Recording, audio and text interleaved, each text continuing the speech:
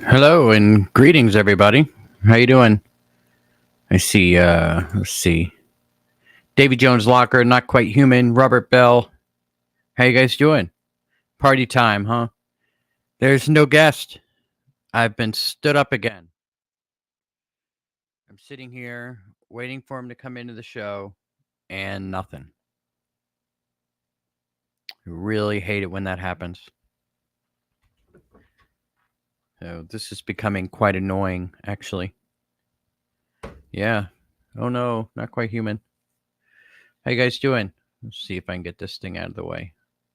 I figured I'd at least pop in and say hi to you guys rather than just canceling the show. I usually do that, but at least let you guys know that I'm here, ready to go, and I've got no guest. So, welcome to Conflict Radio, everybody.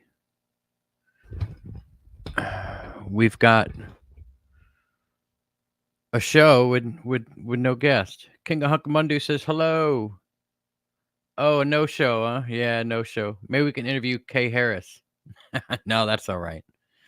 I don't think she'd talk to me.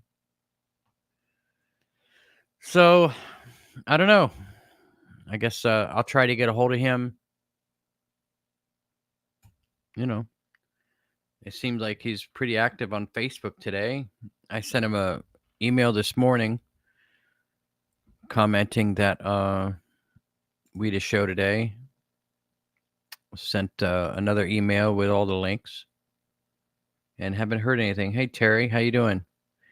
We had a no-show guest today, so we're not going to be here too long. How's everybody doing? Not quite human. How's everything in Australia? We're supposed to have a hurricane here at some point today. I don't know what's going on. It's been real windy. Lots of rain. I don't know if you guys can you hear that roar?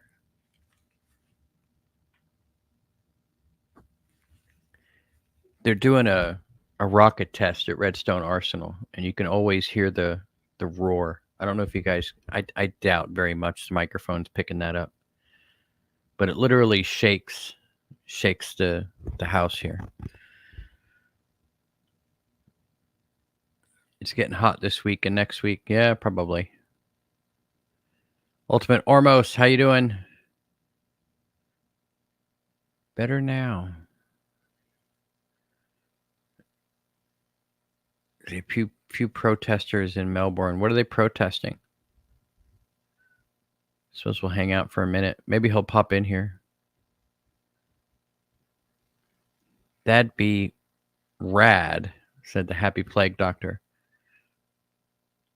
No, the base is not underneath the arsenal. I think that there's probably the arsenal probably has an entrance to the base, but I think the base is in the side of the mountain on the it's on the Tennessee Alabama Mississippi border area.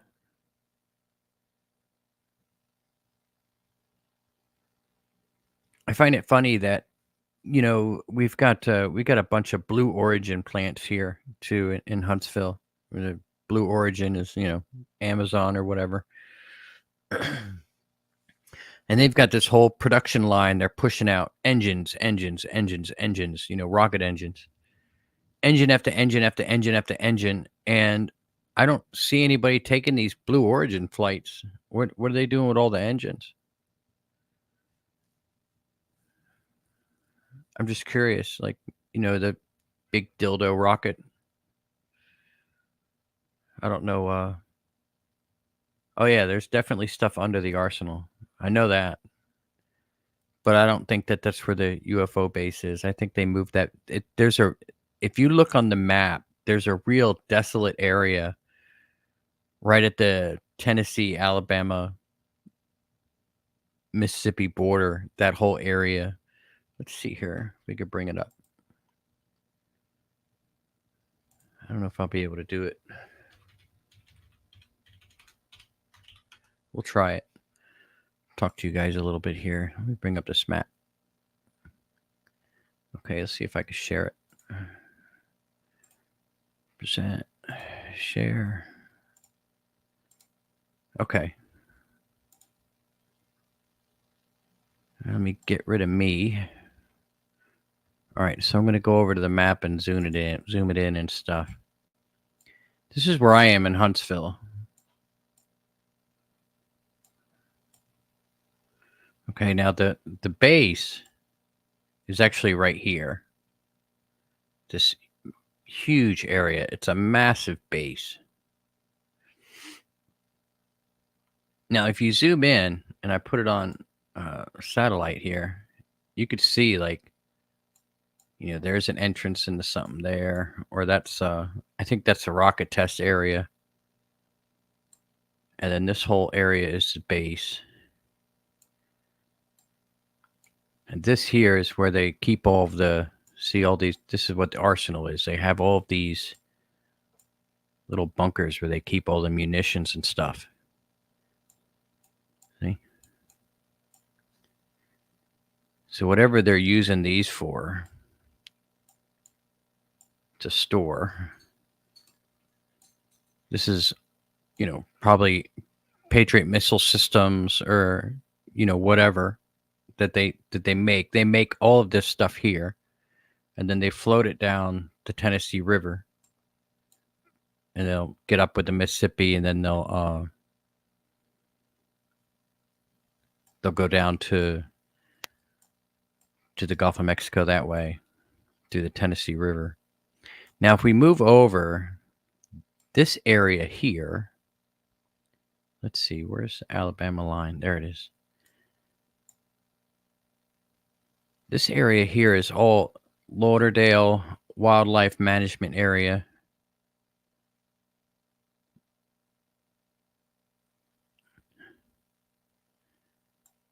And from what I hear, the base is actually on the side of a mountain, so it could even be up in this area here. So I'm guessing it's going to be somewhere like around here, or even in here, this area here, maybe. I know that there, if you zoom in here, there's an old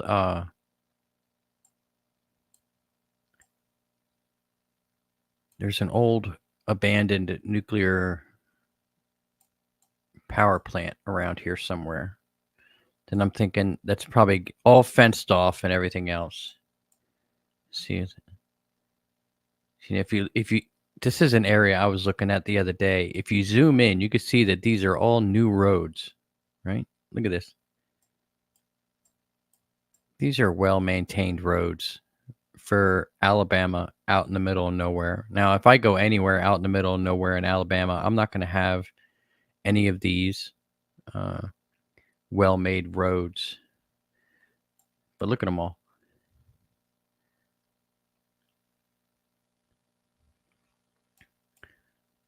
You know, where does that one go? Right? What's that?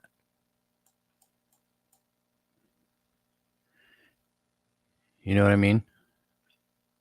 So you'd have to get feet on the ground really to go up there. And not only, I mean, you'd have to have like probably a couple days to just go scouring around, you know, this whole area. You know, it could even be down around here. But I heard it was up in this area here. See, look, this is a, you know, so you're guessing that it would be in an area where there'd be very little towns or people, like somewhere in here, and then they could have like a,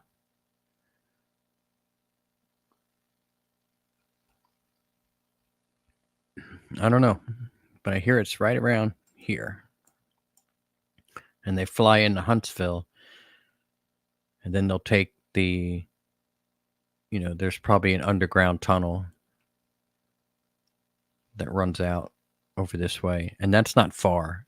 From Florence to Huntsville, this is about an hour drive from here to here, you know, at like 60 miles an hour. So probably about an hour and a half from Huntsville, you know. And you could tell that these are definitely, there's definitely some mountains. Obviously, it's not a Colorado mountain, but there are mountains out here. All right. Well, let's see what you guys are saying now that I'm done.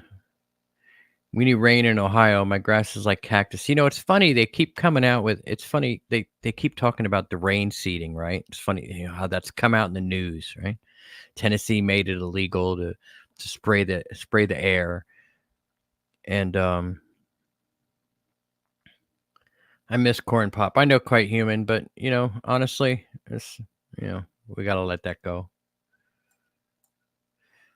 It was fun, but the people that didn't like it, they really didn't like it. Some people had fun with it, and then some people didn't. Tom Cruise made a popular hit movie from the 80s called Top Gun, which was another hit movie today. Why don't the guests want to play with us?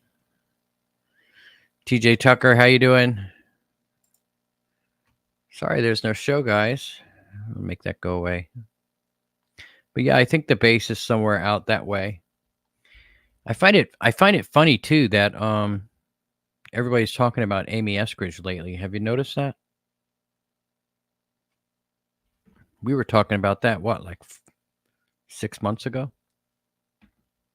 You guys remember that?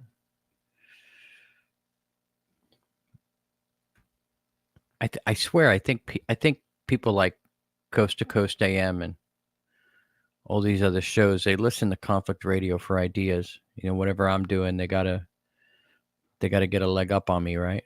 I guess I can't blame them. Probably a little bad blood there or something. Who knows? Blue Chicken, how you doing? Yeah, so I think the base is. I think there's definitely a base there. I've heard it from too many people. Way too many people that there's a base there. I saw Spaced Out Radio did a show on Amy Eskridge. I think it was yesterday or the day before. I'm not sure when. I can't see the monitor with my glasses on.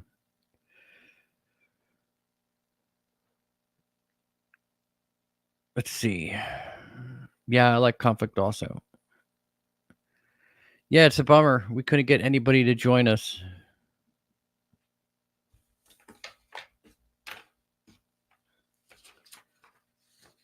What do you guys think of that show with Dr. Michael Salla on a Tuesday? Notice I didn't get many views on that. It was kind of disappointing. You guys go over there and like that, comment on it, and see if you can't share it around. I'm very disappointed in the numbers on that show. I thought that show was going to do really well. That's the way it goes sometimes. Sometimes you'll do shows and you're like, oh man, I really not really interested in this show, or getting somebody on that it's I mean, obviously you guys have seen some shows where I'm sure nobody's interested in, but then some shows you don't think that they're going to do well and they'll blow up, 40, 50,000 views. And then some shows you think are going to do really well, you'll end up with less than 5,000 views. You're like, what the heck? That was a great show. That was an awesome show. I don't know. So I'm thinking I'm going to put together some slides. So we're going to do some slides on what we've learned about this disclosure stuff through all of our various guests over the years that we've been together. And I'm going to do like a little 3-hour presentation with you guys over everything that we've learned. And then we'll come up with questions together on where we want to go forward, because I think that's really the best thing to do. I mean, obviously, we need to learn more about the Galactic Federation. And, there's a lot of different races. I watched there was an interview this morning that came out with, let me see if I can find it. It was Next Level Soul. You guys ever hear of that podcast? Next Level Soul? I'll see who this guest was here. It caught my eye because it was about quantum jumping. And if you guys have been following me for a while, you'll know I'm fascinated with quantum jumping because of that experience I had. Here it is here. Quantum jumping, how karma and past lives affect shifting to parallel versions of you. Gaia Shania. I hope I said her name right. I don't know if you guys can see that over here on the right side of my screen. I don't want to share it because, I mean, it's his video, obviously. I mean, I guess I could share it, but you guys just look it up. It's literally 12 hours ago from the Next Level Soul podcast. And that was a fascinating interview because she's talking in there about how um, lately there's been a ton of, what's this? I've got, somebody gave me coordinates here. Let's see. I don't know if I can copy that. This might be a clue. Let me bring up that map. Actually, I'll just paste these.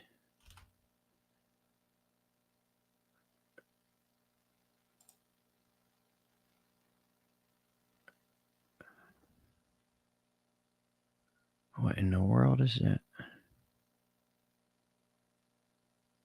Yeah, I don't know if they're right.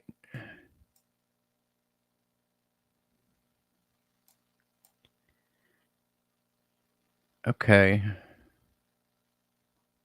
I'm gonna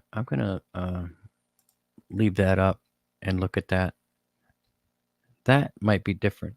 Yeah, I am subscribed to him. Terry says he's great. He's more into spiritual stuff. Yeah, but the guest was talking about how she's being I guess she does a lot of channeling and like, stuff like that. And she says she's being inundated the last year or two with all kinds of different um, alien life forms, and that because we've moved into this different region of space, they're all lining up to be born on Earth because they want to experience. Apparently, we're like the traveling circus, so to speak, through the galaxy, right? So, once because the way our solar system flies through space and everything else, I guess that we enter one area. It's like we left the neutral zone, right? Like if you think about it in a Star Trek sense, we've left the neutral zone, and we're now in Federation space, right?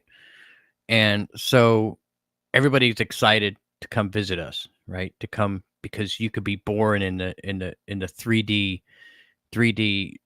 dimension here on this planet, and that's a very exciting thing, because it's a very exciting thing for all these new entities that are all around us now, and their souls are waiting to be born here, and they have to wait for us to clean up all of the crap from the evil deep state mess that's here on Earth. So, they got rid of all these evil aliens that were all around us, but now we just have to clean up the mess that they left behind on the planet. So a lot of people are coming here for that.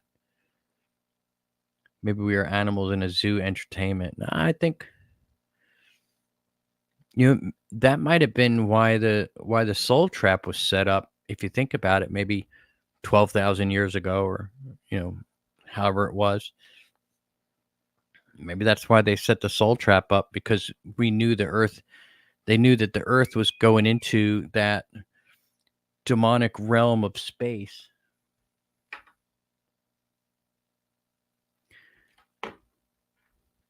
And they didn't want our souls to be reincarnated on these evil planets as evil people, right? So they set up a soul trap to keep us reincarnating on Earth until it finally came around to that section of space where, we can finally be free and be in the good area of space again and not have to worry about being reincarnated on evil planets.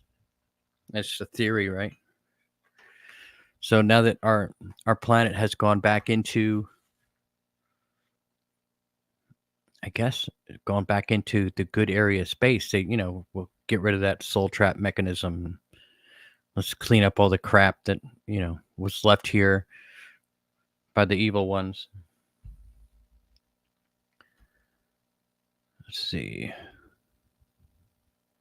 I think we're all frequency travelers. It's true. Maybe the Mayans knew. The Mayans knew something, I think. I really do. Everything started changing around mid 2011. Yep, because we were going, the Earth was actually traveling into it goes into a more, a lighter, a lighter area of our galaxy.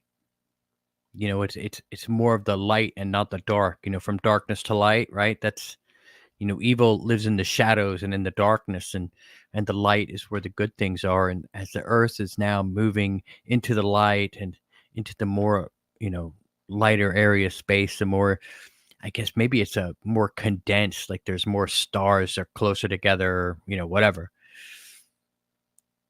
I don't, who knows? I mean, it's a definitely interesting stuff to think about. It really is. I love doing these shows. Get to go down some rabbit holes. There's tons of rabbit holes to go down without getting into YouTube trouble. Our universe is intersecting another. Who knows?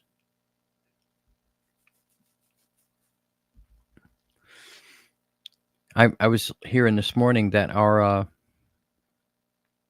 galaxy is actually one of the smaller ones out there.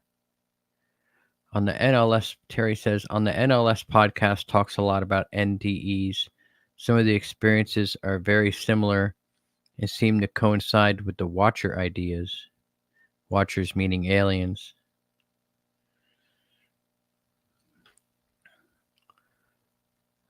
I heard that once we make contact with,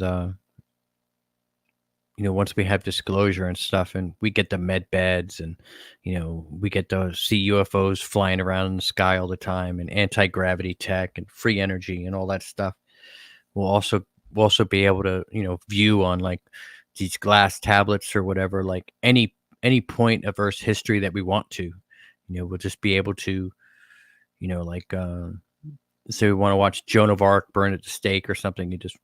You can literally watch the real event, or a medieval castle fight, or World War II, or anything you want. Think of anything. You can follow around some Viking or something.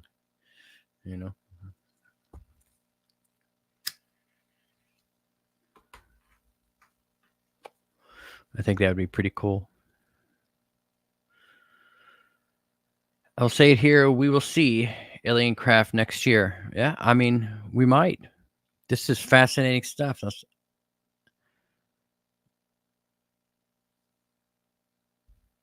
I think the truth was based off Star Trek. Davy Jones Locker says Tony will be back in 20 years. I saw that. I think I don't know. I mean, some people, I guess, that you schedule these shows, and I've got a book, like a planner where I write down, every show, the time, what their contact information is, like what the subject is going to be. I'm guessing some people just schedule these shows, and maybe they write it down on a piece of paper, set it on the coffee table or something, and then in a couple weeks because I book up so fast, and last week was another one too. I had one guest cancel on me 3 times. They'd cancel, and then I scheduled them, and then I canceled, or you know what I mean? Like I scheduled them, and then they cancel. I rescheduled them, they cancel, and then I scheduled them again, and they canceled again, and I'm like, okay, well, 3 strikes, you're out. I don't know what I could do about that. Like, there's only so many times I'm going to reschedule you, and I'm sitting here, and the clock's ticking because we're a live show, and the clock's ticking down. 10 minutes to go, 3 minutes to go, 2 minutes to go, and you're like, crap, where are they? They're not here.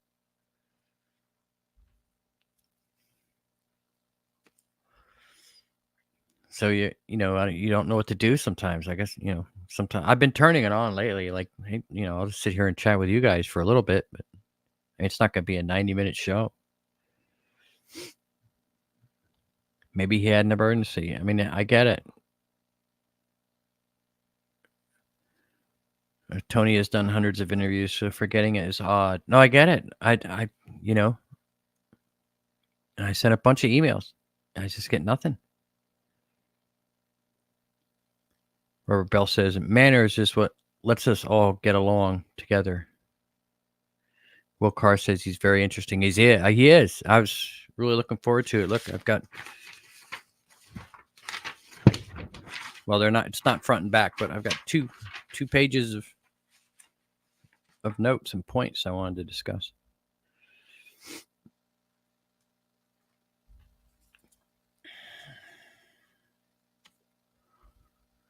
Oh, sorry about that. But I'm not gonna. I don't know. I mean, a lot of people. I get. Another thing too. I want to talk to you guys about. And I had a comment on the last video I did with Michael Salla about. Somebody said, "Oh, your ads are ridiculous. I'm going to unsubscribe because I had 5 ads in 30 minutes. That's ridiculous." I agree. That's totally ridiculous. You should not have to watch 5 ads in 30 minutes to do a show. But the thing is that when you go live, you can't do anything with the ads until it's done processing. And it takes like 12 hours to process a live video that's 90 minutes long. I don't know what it's doing or why it takes so long, but it takes forever. So I usually go in like, I'll go, like if this was a 90-minute show, there's nothing I could do about the ads until the morning. Because, by the time I'm going to bed at midnight, 1 o'clock, whatever, it's still processing. I do check. Sometimes it's ready. And I'll update the ads. Do it like every 30 minutes is what I like to do for the ads, because I think that's fair. We all put time into this, right? And, sometimes you can't. Sometimes it's not ready. So I'll go to bed, and I'll get it when I wake up. And then, I wake up and, I had to go at the doctor Wednesday morning.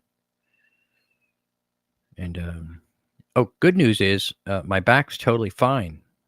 So whatever's going on in my foot is totally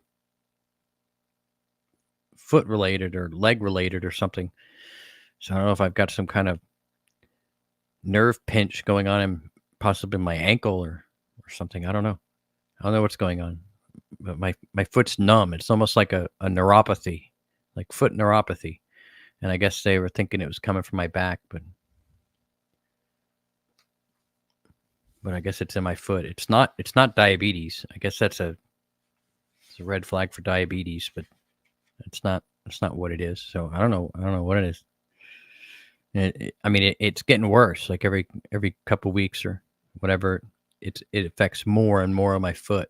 Like it's getting worse and worse. So it's getting to the point where it's getting hard to walk around.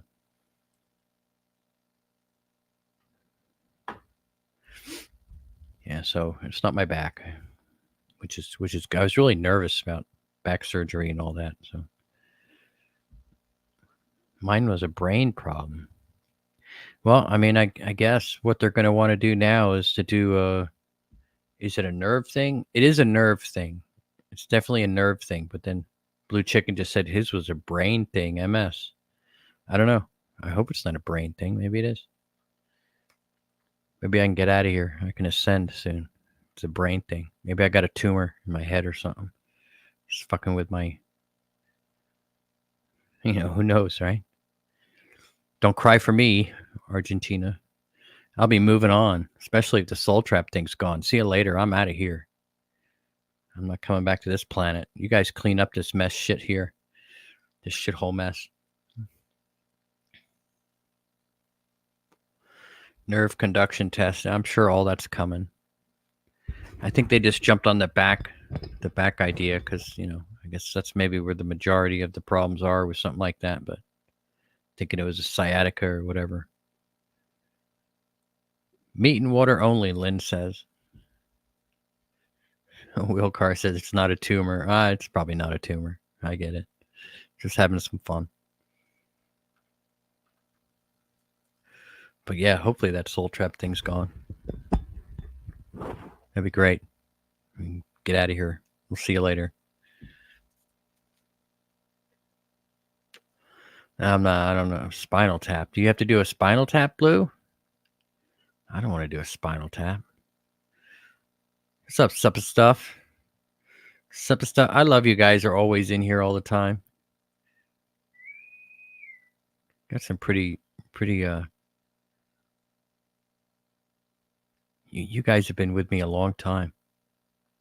It's been a while, hasn't it? You guys missed season 1? I put season 1 away. If you remember, you could watch season 1. I think there's some episodes up on Conflict TV, but they'll be gone soon. I'm going to do something else with that channel. We'll talk about different things over there. If you guys aren't subscribed to Conflict TV, go over to Conflict TV, find Conflict TV and subscribe. It's the same. It's the same picture, just a different name. So sad now, stupid aliens. M. Nipper. No, I have not quite human. The name we do not mention on this show. I have not. I don't think anybody has. Whatever. Got so angry with me because I wasn't doing like, buy gold, buy gold. Let me tell you guys about this buying gold. You guys see all these buy gold, buy silver commercials that are everywhere? Could it be gout? I don't know, Michael. We're going to find out. I don't know. It's not the back. We know that. I do have some degeneration going on, but he says for somebody my age, it's very normal. Apple cider vinegar before bed every night. Kill all information in lactic acidosis. If it wasn't for all the damn reptilians, man, they really ruined our planet, didn't they? They're gone now. I think we still have some of the grays. The gray clones are around. The hybrids are still here. That's what we got to clean up. But from what I hear, the Dracos they're gone. And if they haven't left yet, they're not going to. They'll be killed. Yeah, blinky board, man. That's funny. You got that. Got that right. Oh my goodness. It's the same thing every day. You got some. I was saying, like, I wasn't doing, My Pillow ads or, buy gold. Like Nino Rodrigues. You guys listen to Nino? He does buy gold. Go to gold.com. Something gold. Nino's gold.com or whatever. No, I'm not going to do that. If somebody wants me to plug something of theirs, send it to me in the mail. I'll plug it. If I like it. I'd be like, look what I got. This is cool. I'll show you guys. Look at this. Look at this I got. See Enterprise. Isn't this awesome? You could buy this for $1. I mean, you can't. I'm just joking around, but Corn Pop was a gray, I heard. This Wilcar. Apple cider vinegar works really good for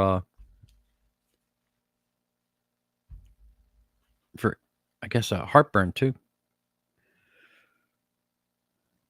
Michael, use Discord anymore? No, I don't, and I'm deleting all the links off of there. It's just too much for me. I don't have enough time to do all kinds of these social media things. So, and Discord was getting to the point like I was getting notified on every little thing. So I turned off notifications, and then I forgot all about that I had it. So, no, Acromusa, no, it's not diabetes. I did have that testing done. Thank you. But yeah, hello, how are you? Cutting out the stress helps. Yeah, well, that'd be nice. I get yelled at for everything anymore. It's not my fault. Whatever.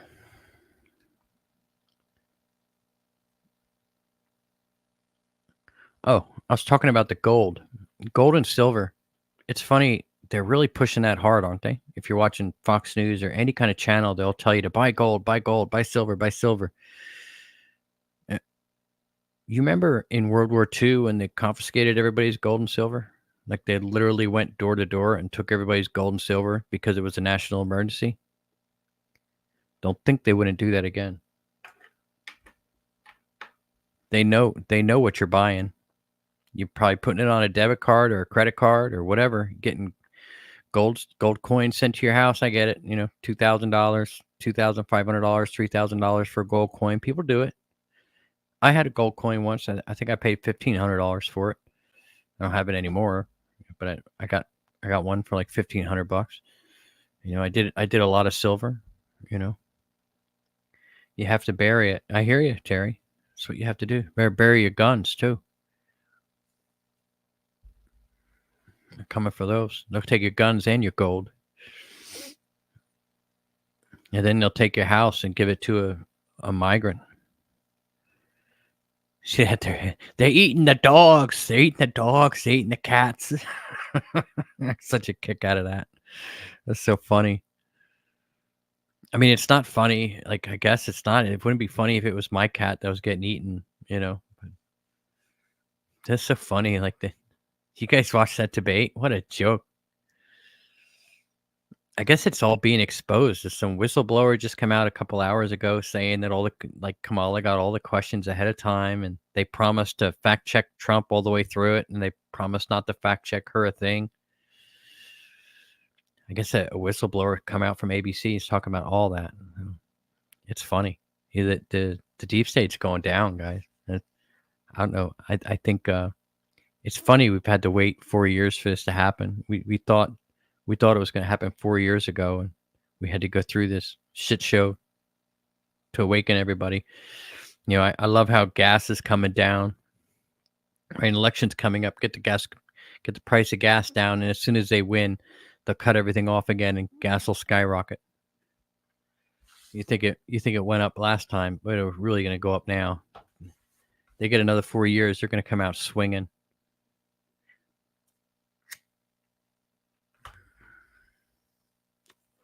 And we'll see what happens. Bitcoin may be run by the government so that they can spy on that stuff. Yeah, I don't have any crypto, none, and I'll tell you why. Because I don't like the idea that. I honestly don't think computers are going to be around that much longer. I mean, we get a solar flare or something. What good is Bitcoin going to do you if we don't have electricity or internet or anything? You can put all your money in that. I'd rather put money in propane. Or like Terry said, bury some silver and gold in your yard.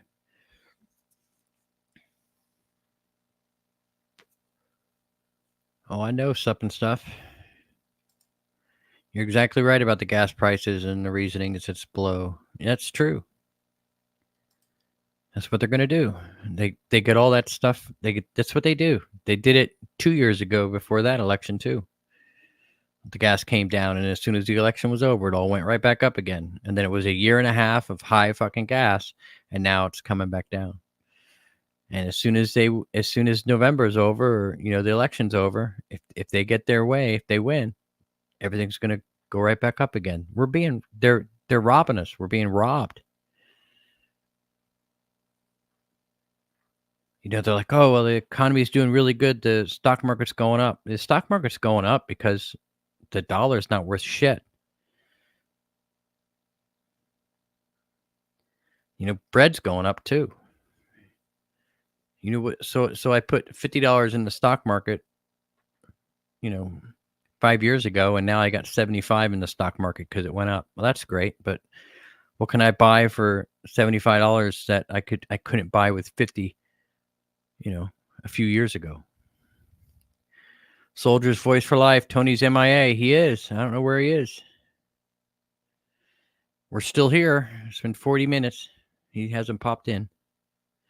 It's all greed, not quite human. Says I think they know they're on their way out. So they're trying to get all they can from us, because they're at least going to lose control of the United States.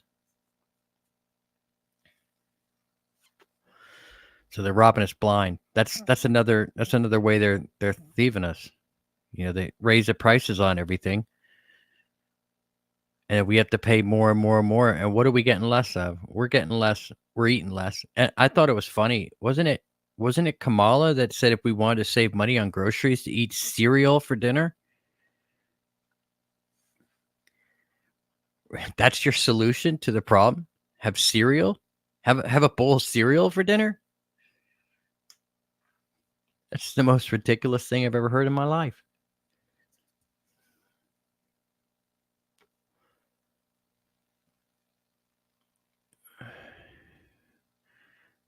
Blue chicken. I think you're talking about. Is it? It wasn't. It wasn't Kellyanne. It was that Caitlin McKinney, right? Is that who you're talking about, Blue? She did do a good job. What do you guys think of Biden putting that hat on yesterday? I saw that entire interaction with that, and I actually got a little bit of respect for that dude. You know, he was all like, "Look, you know, this is you wear my hat, I'll wear yours." That's what he said, and the dude put his hat on, so he put his hat on. I thought it was great. Soldier's voice for life. I shared this everywhere. Well, I don't know. Man in a mask, LOL. Probably. I think he might be a good guy.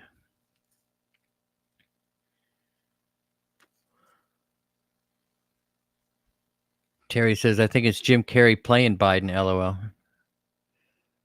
A lot of people say that.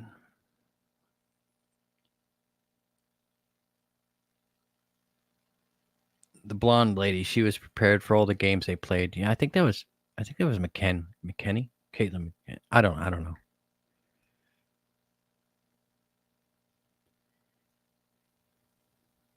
You guys want to see that? You guys want to see those coordinates that came in earlier? Should I show you guys that? And make the show interesting. Let me share this. This is pretty interesting. I should share it so we have a record of it. Let me put it up here.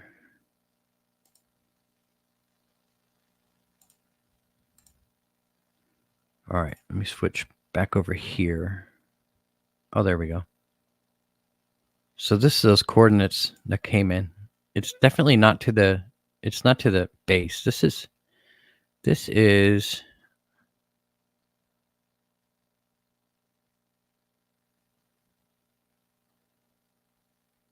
west.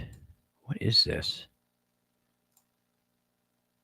This is an airport and a runway. It goes right to this building here, and there's some choppers sitting out here. And those definitely look like military choppers. So I don't know what this building is. It doesn't say. This is the Tupelo Regional Airport.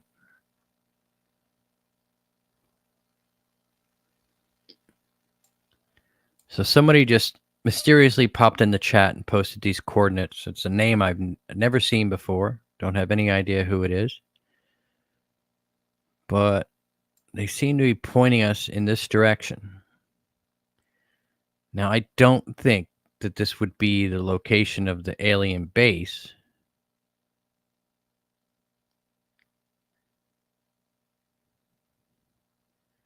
But they're interesting. It's interesting that somebody would just drop coordinates for this random. What's all this here? That's all military, isn't it? It looks like a howitzer there. This is definitely some kind of. This is definitely some kind of government facility here. What's all this? It's hard to see.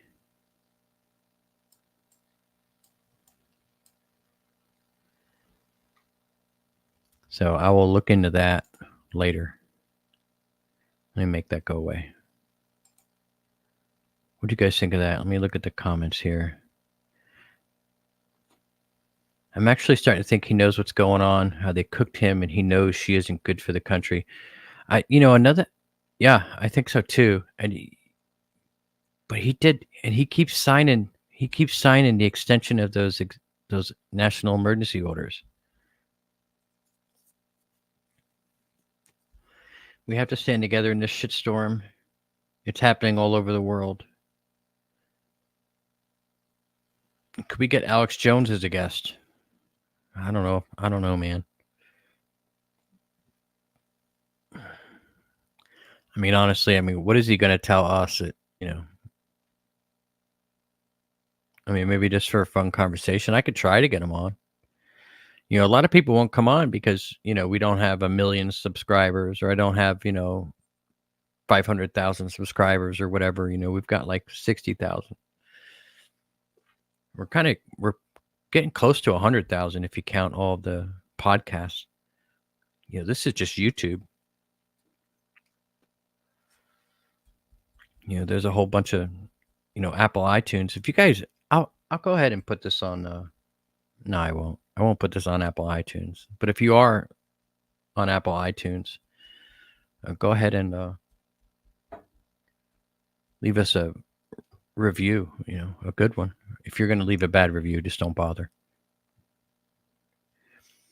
He has to. Probably got in too deep. He's worried about his son. Probably. I don't know. Hard to imagine people can be so evil their wholesome lives. I think he made a deal. Honestly, I do, and I don't think that laptop was left there by accident either. I think that was purposely left there. I think that was part of the deal. I think there's been a deal going on with a few people. I honestly think that we got a lot of problems with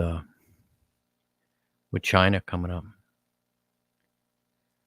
Get SSP John Charles Moyen on. I'll write that down before it goes away. What's he talk about? Soldier's voice. SSP. Like, who is it? John Charles Moyen. I'll write that down. You guys got any other TLDR? Heather, what'd that mean? What does TLDR mean? I'm old. Anybody? TLDR? No. No, I think we got big problems coming with China.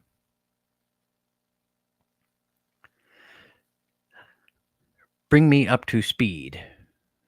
TTR. Oh, our guest, I guess, didn't make it today. So instead of leaving everybody hanging that was waiting for the live show, we just went live and we're just yapping. We're just talking about whatever. John Charles will be at the GSIC in 2 weeks, along with Elena, Danaan, Toni, Rodrigues, and Michael Salla. Okay. He's a French SSP with Solar Warden. He did a 20 and back. All right. What do you guys think of the? We've gone down so many rabbit holes on this show, and we pick up a lot as we go. End oppression. How you doing on X? Russia will soon destroy NATO, USA included. I think we're gonna have a near death event. How you doing, Heather? I see you just got here. You didn't miss anything. We're just yapping. We're just talking shit. We've gone down so many rabbit holes in this show. We've uncovered so much stuff over the last 4 years we've been doing this. We've learned a lot, and I got to tell you, the stuff that Elena and Michael and these guys talk about, it just feels right. Is it just me? It feels like they're dead on. It does. I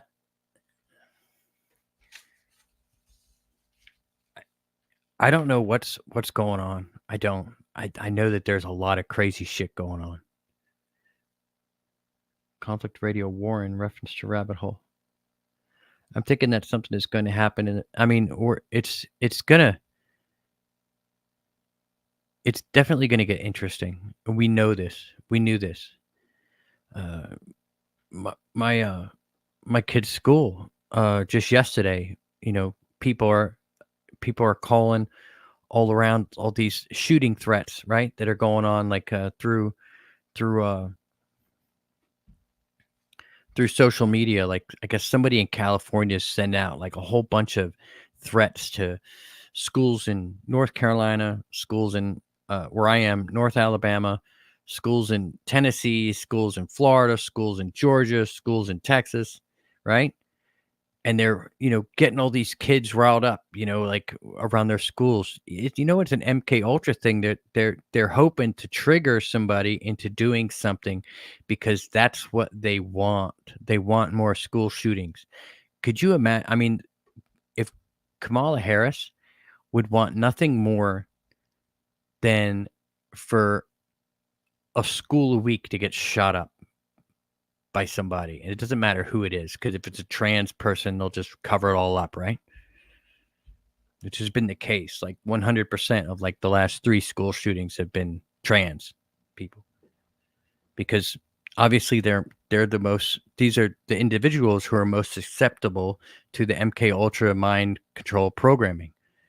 Like, oh, I need to dress like a girl, or I need to dress like a boy, and oh, I need to, shoot up my school. Nick D. So Elena and Michael Salla are dead on. It feels right.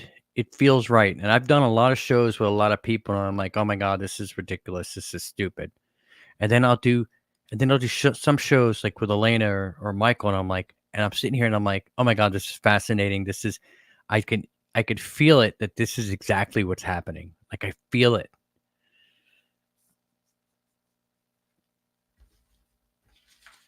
I don't know if that makes any sense. Like as we awaken and we become, it's so hard to learn all these new things, and I've sit here and I wonder, okay, so, we're getting ready for the deep state takedown in the United States. All these arrests are going to happen. I got a cough, so I'm going to mute this for a second. Hang on.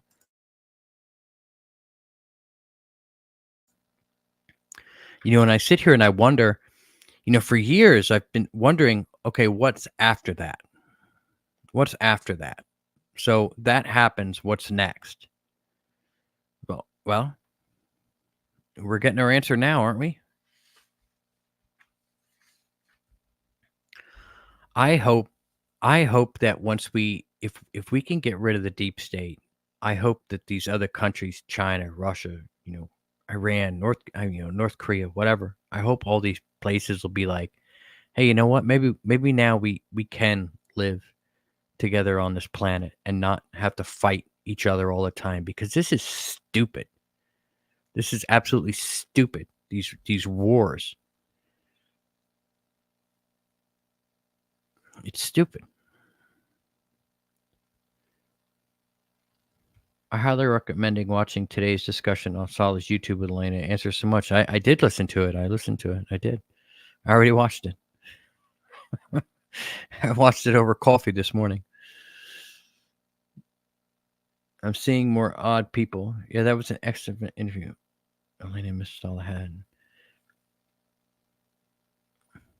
You guys check out the interview with Michael Salla I did on Tuesday, because nobody watched that. I mean, some people did. Don't get me wrong, but when I do an interview with Elena, it goes to 30,000 views. I'm like, oh, okay, well, Michael Salla, that'll be a good show, and it's like 1,000 views. It's like mind blowing. Like, what? Am I being suppressed now? Is nobody getting this? Yeah, I don't know. Yeah, I watched 2 podcasts. I watched that the Next Level Soul, and I watched the Michael Salla interview. I'm fascinated by that whole aspect. Yeah, see, Heather didn't watch it. No, I missed it. I'll go check it out. Elena sent me a message. I guess the next day, she's like, Michael, that was a brilliant interview with Michael Salla. And I was like, oh my God, thank you so much for reaching out. That's incredible. She actually popped in during the question time and asked questions. I thought that was great. What are the speeds of the data in the USA? I don't even know. I've been on the same internet data plan for like 8 years now. I notice the price keeps going up, but whatever. I don't know what I got. I think it's I don't know what I honestly don't know what I have. It's not like anywhere near like what they're doing now. I know that because it's the same. I think I got like top speed at like 500 or something. Let's see, somebody's messaging me here.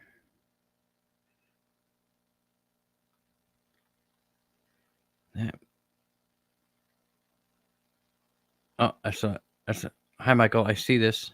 I have been trying to contact Toni, but it seems he is not connected, so we may have internet issues. That was Elena. She just dropped me a line. So maybe his internet's down. I don't know where he lives. He might live if he lives anywhere near where this hurricane's coming in.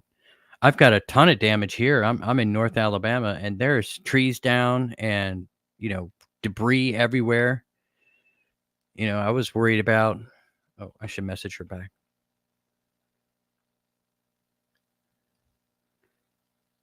What I do?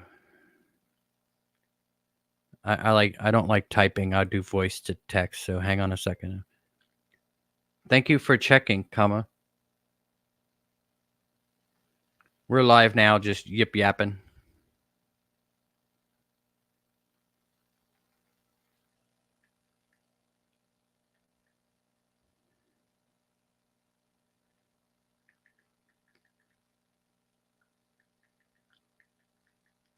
There we go.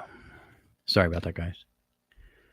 I don't like to leave people hanging, especially when it's somebody I like. I can't wait to get her back on. She's so fascinating.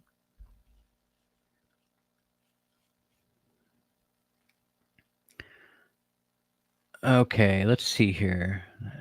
That may be the MK Ultra. I'm trying to get caught up where you guys are. No, I missed it. Better late than never. I believe that's the internet thing. You didn't miss anything. Tony's MIA. How long have you had this channel? We've been here 4 years. 4 years we've been doing the podcast. We did other stuff before then, but for 4 years we've been doing this. Oh, that's what I was talking about. Oh wow. 5 or higher, weather has been crazy. And that's another thing I wanted to mention. I think I was talking about this earlier and I got distracted. Tony lives in Arizona, Negi says. So I guess he didn't have to worry about the hurricane. I don't know. I mean, the internet's been weird. It has been weird. I've been having problems just on regular Wi-Fi as far as even just web pages loading and stuff on normal Wi-Fi. So it seems to work fine on my computer, but I mean, like on my phone and stuff like that, it seems to be. I'd like to see more experienced guests. Heather says. I hear you. Guests are hard to find. And as we learn and as we grow, we'll get more and more people that are into what we're learning and growing about. So, any alien update from that backyard? No, I haven't heard anything. You should interview Elena again. I have her scheduled to come back on, but I don't have the date with me right now. She is scheduled to return. I'm going to get Michael Salla back on too, because there's a lot that I didn't get to touch with him. That well, I'll hope to get him back on. I don't know. He might be upset with me. I don't know. I thought it was a good interview, but I think he's upset. I went a little over the time. I don't know. I get anxiety real bad. I did want to talk about the cloud seeding, right? It's funny because the news has come out. They're talking about the cloud seeding, like, oh, cloud seedings are. How many of your followers are experiencers, not including me? I don't know. I don't have any idea. But talking about the cloud seeding, they're because Tennessee made it illegal. They're all like the government's kind of freaking out, so they're pushing the story on the news. Like this is the danger to democracy. I'm talking about how you get all of the news, the local news people all over the country, basically reading the same line. Well, they did that with cloud seeding. Like, oh, this is good. They do this over crops and stuff like that to keep the to make sure that there's not drought. Blah blah blah. Well, okay, explain this to me. Why aren't you cloud seeding over the fires in California right now? Or maybe the fires in California. Why aren't you putting the fires out? Oh. Because you don't want to do that. That doesn't go with the agenda of global warming and all of the restrictions you're trying to put on the people. So can't put the fires out with your cloud seeding, but oh, trust us, it's good technology. We're watering the crops. You know what? Fuck you guys. Excuse my language. I don't cuss on this show much, but that pisses me off. Don't sit here and tell me you're gonna MK Ultra me with the TV and all these interviews and all these newscasters tell me how great cloud seeding is so you can water the crops while you let homes and people burn because you won't clean up the forests like you used to do for hundreds of years. Or whatever. I mean, fires are a natural thing. I get it. 200 years ago, lightning would start a fire. It probably burned down 300,000 acres. It's different now because, now you got towns and cities and everything else in the way. You should put these things out or at least clean up the forest, from all the undergrowth. And then you got the nerve to go on national, all these national local news stations, MK Ultra and everybody about how great cloud seeding is. And then you're just going to let the forest burn.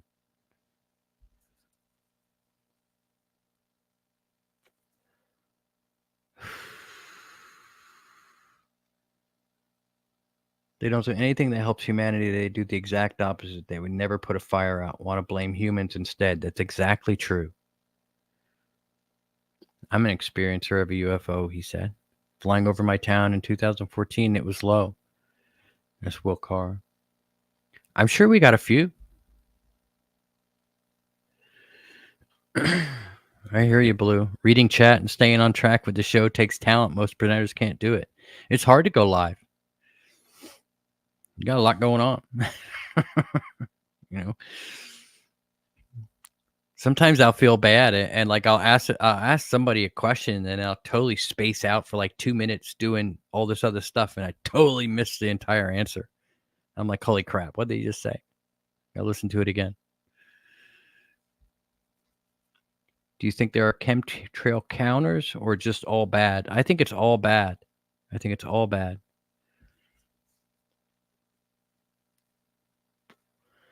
I don't think we have any of that good they'd shoot it down. They wouldn't let anything fly over this country and spray it unless they okay it. Believe that.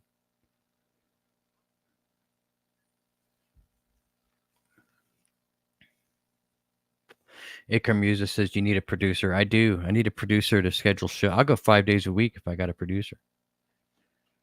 I can't afford a producer. I need somebody to do it for free, and then I'll pay you later. So if you're listening to this and you want to produce Conflict Radio and get me good guests, send me an email, info@conflictradio.net. I can't pay you, but there's potential. And I'm loyal. I saw an Apache helicopter chasing a UFO in the late 80s. You still want to see the model of the Enterprise close up with this one? I can't. There's no light up there. It's just it's like a bobblehead Enterprise. See if you guys see that in there. It's like a bobblehead. I don't know. I got a bigger one somewhere. I'll bust that out next time. She's got Toni on the phone. What do you guys think? We're an hour in the show. Should we bring Toni on? He's waiting for the link by email. To him earlier.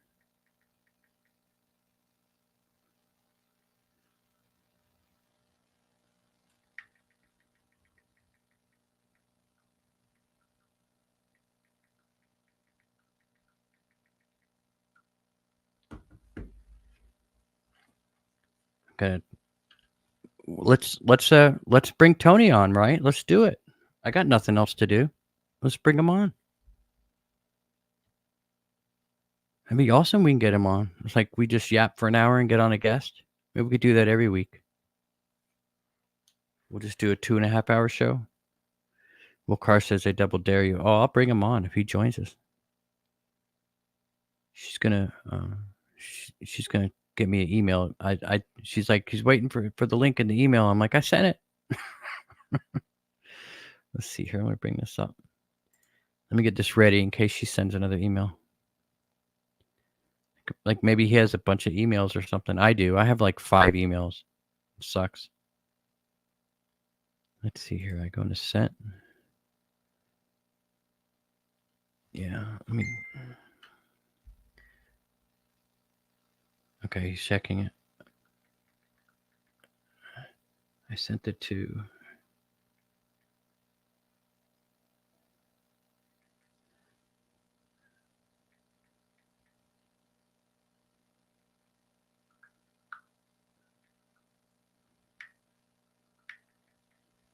Okay, he got it.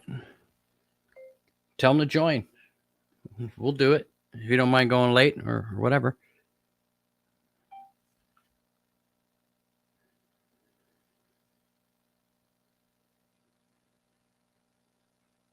Sorry, voice to text there didn't say that right at all. All right, let's see if he joins.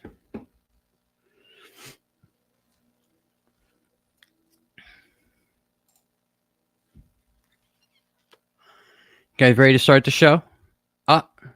Look who we got here. Toni! I'm so sorry. I apologize for being. Can you hear me? Yeah, I can hear you great, man. How you doing? Oh man, I'm doing good. I really can't complain. I recently moved. Like I'm still living out of boxes. I'm 2 weeks in this new place here, and my schedule's been a mess. And I'm so sorry. I had a conflict. I looked on today's meetings, and there was another one there, and I got the wrong one. And so, well, you had a conflict. You mean conflict radio? Yeah, could be it. You know what I mean? Like the day before Friday the 13th, too. So Thursday the 12th.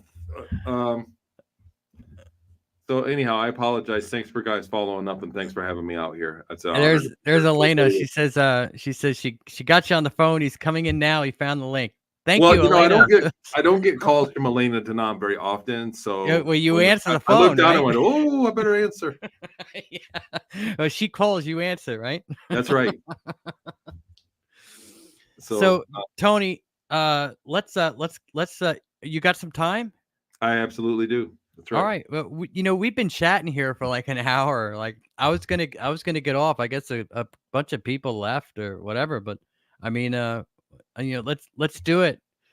And Toni is a 20-year tour experiencer, author of the autobiography Ceres Colony Cavalier and its sequel project Starmaker. Today we will discuss how he was abducted from his home and forced to work in outer space with the secret space program. Man, what is that about? Man, isn't that hard to say, right? No, it was easy to say. Well, it is. It's hard to say when you mean it, though. When I'm talking in front of people that never heard from it before, it's like, a lot of it's curious. It's curious, but you get a lot of glazed stares. But the reality is that, I want to open up saying that I would never speak about it, something like this that sounds so crazy publicly, if I didn't already dig up a lot of evidence and prove it to myself and be able to prove it to others, researchers. Dr. Salla, there have been other researchers I've worked with and independent people that nobody knows about that are very talented researchers that I worked with for months that, had substantiated the evidence that I presented behind my story. But to make a long story short, I ended up working on a UFO for 12 years. I was abducted when I was 10 years old, and it was for a joint military and extraterrestrial program. And I ended up being, I don't know, sold, if that's the right word, but traded from black project to black project and eventually into our solar system where there's infrastructure and there is interstellar flight taking place by people that are from Earth that have set up shop in our solar system. And I ended up living the bulk of the time of more than a decade on a planetoid called Ceres that's in between Mars and the asteroid belt. And I worked on a UFO for 12 years. I was ship maintenance for about 8 years. And for 3 to 4 years after that, I was a cargo engineer. And they put me back, deleted my memories. And then when I was about 43 years old in 2015, March, April, May, April of 2015, I got an MRI scan of my head, and about 10 days later, coincidentally discovered the testimony of somebody called Randy Kramer on exopolitics.org.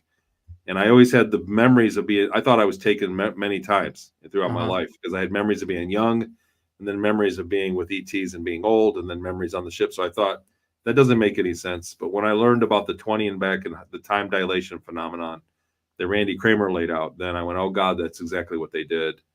And all the memories started coming back, and I started to research what I had remembered. And, it's dark, man. Like it wasn't kumbaya for me. I was essentially slave labor, and I was badly abused many times.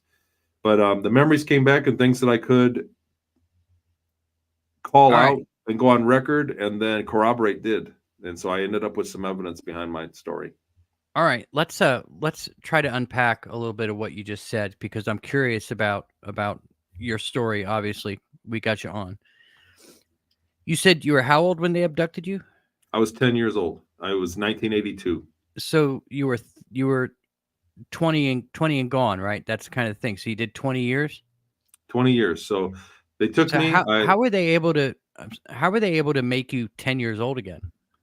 So that's a great question. And honestly, the big elephant in the room, right? Yeah. So there's somebody else named William Tompkins who worked on the Apollo program and said that they were selected by extraterrestrials, is the name of his book.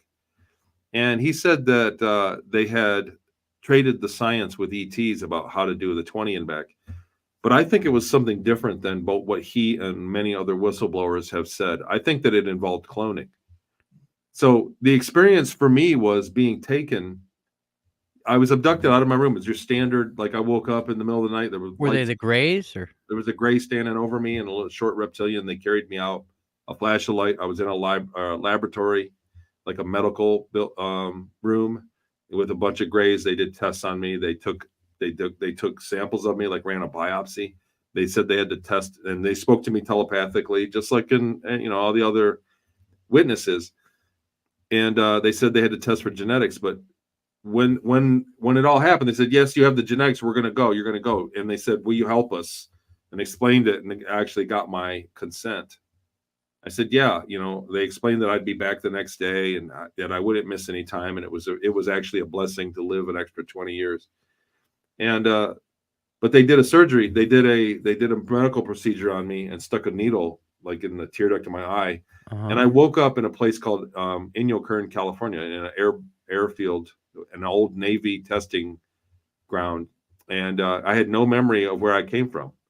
So when I began the 20 years, I had no memory of who I was. So it was that what I'm speculating is that they took my consciousness out and put it in a clone body that had no memory of where I'd come from. And then I lived for 20 years. And then at the end of it, they either put it back in time and killed it or just killed it. And my consciousness went back to my original body. And I woke up with no memory of the 20 years. And I had my memories back of mom and dad and where I came from. So you think that they can move consciousness from clone to clone? Absolutely. And this is also something that I don't want to say it's common, but it is a fairly well reported thing from other witnesses, from other people that have had contact. Like there are many other people that have come forward to the researchers saying the same thing, something along the same lines, that the conscious, and that this is a big technology that we may be dealing with people that have had this technology for a long time and can live for maybe not forever, but for perhaps hundreds or thousands of years by transferring their consciousness into a new body each time. Yeah, think about it. That's probably why these people, a lot of these people in the deep state say, live for so long and they've accumulated so much that they're probably just cloning themselves and playing themselves off like their kid, like they're actually inheriting their own stuff. And it would explain their behavior. So when we look at, they call it a satanic religion, or the elites are very barbaric. We hear about very barbaric things that they do, but if they were alive back in the days when it was normal to be barbaric, so ritual human. I don't know how deep we want to go on conflict radio. ritual human sacrifice has been around a long time. It was a global practice until Christianity, till Jesus came. Christianity got rid of ritual human sacrifice. They Yeah, replaced it with communion. Billy Carson says that Jesus was actually a hybrid of one of the good aliens races. And Yeah. that's why that's why they hated him so much, was because he was telling the whole world, don't live this way. This isn't the Well, way you're supposed to live. Stop bowing down to people. Stop worshiping other gods and idols, because we're all God, right? yeah, we still have people doing that today that the masses don't like. So yeah, it sounds par for the course. Yeah, well, that's the truth. They take all them out too. So you said it was in your bedroom when you were 10. It was there were just a gray, and you said a short reptilian. A few, 3 or 4 short reptilians that came from the end of my bed. And he hit me with something and paralyzed me. And I mean, I can tell the whole story. It's in my book, like the whole episode of how that played out. And they grabbed me out of my bed at middle of the night. It was, honestly, I've been able to go back to the weather reports. I've been able to go back to the pictures my dad took the following weekend, and in my school records, because it was the science fair. Because the boy in the science fair I didn't get along with, he said, "My dad's an Illuminati. What's your dad do?"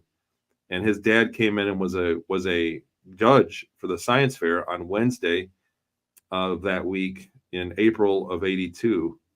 And it was 2 days later that I was taken. So I was taken on Thursday, I believe April 15th, 1982, if memory serves me right. It's been a while since I looked at replayed the calendar. But yeah, Thursday, April 15, 1982, I was taken, and I woke up in my room Friday, April 16th.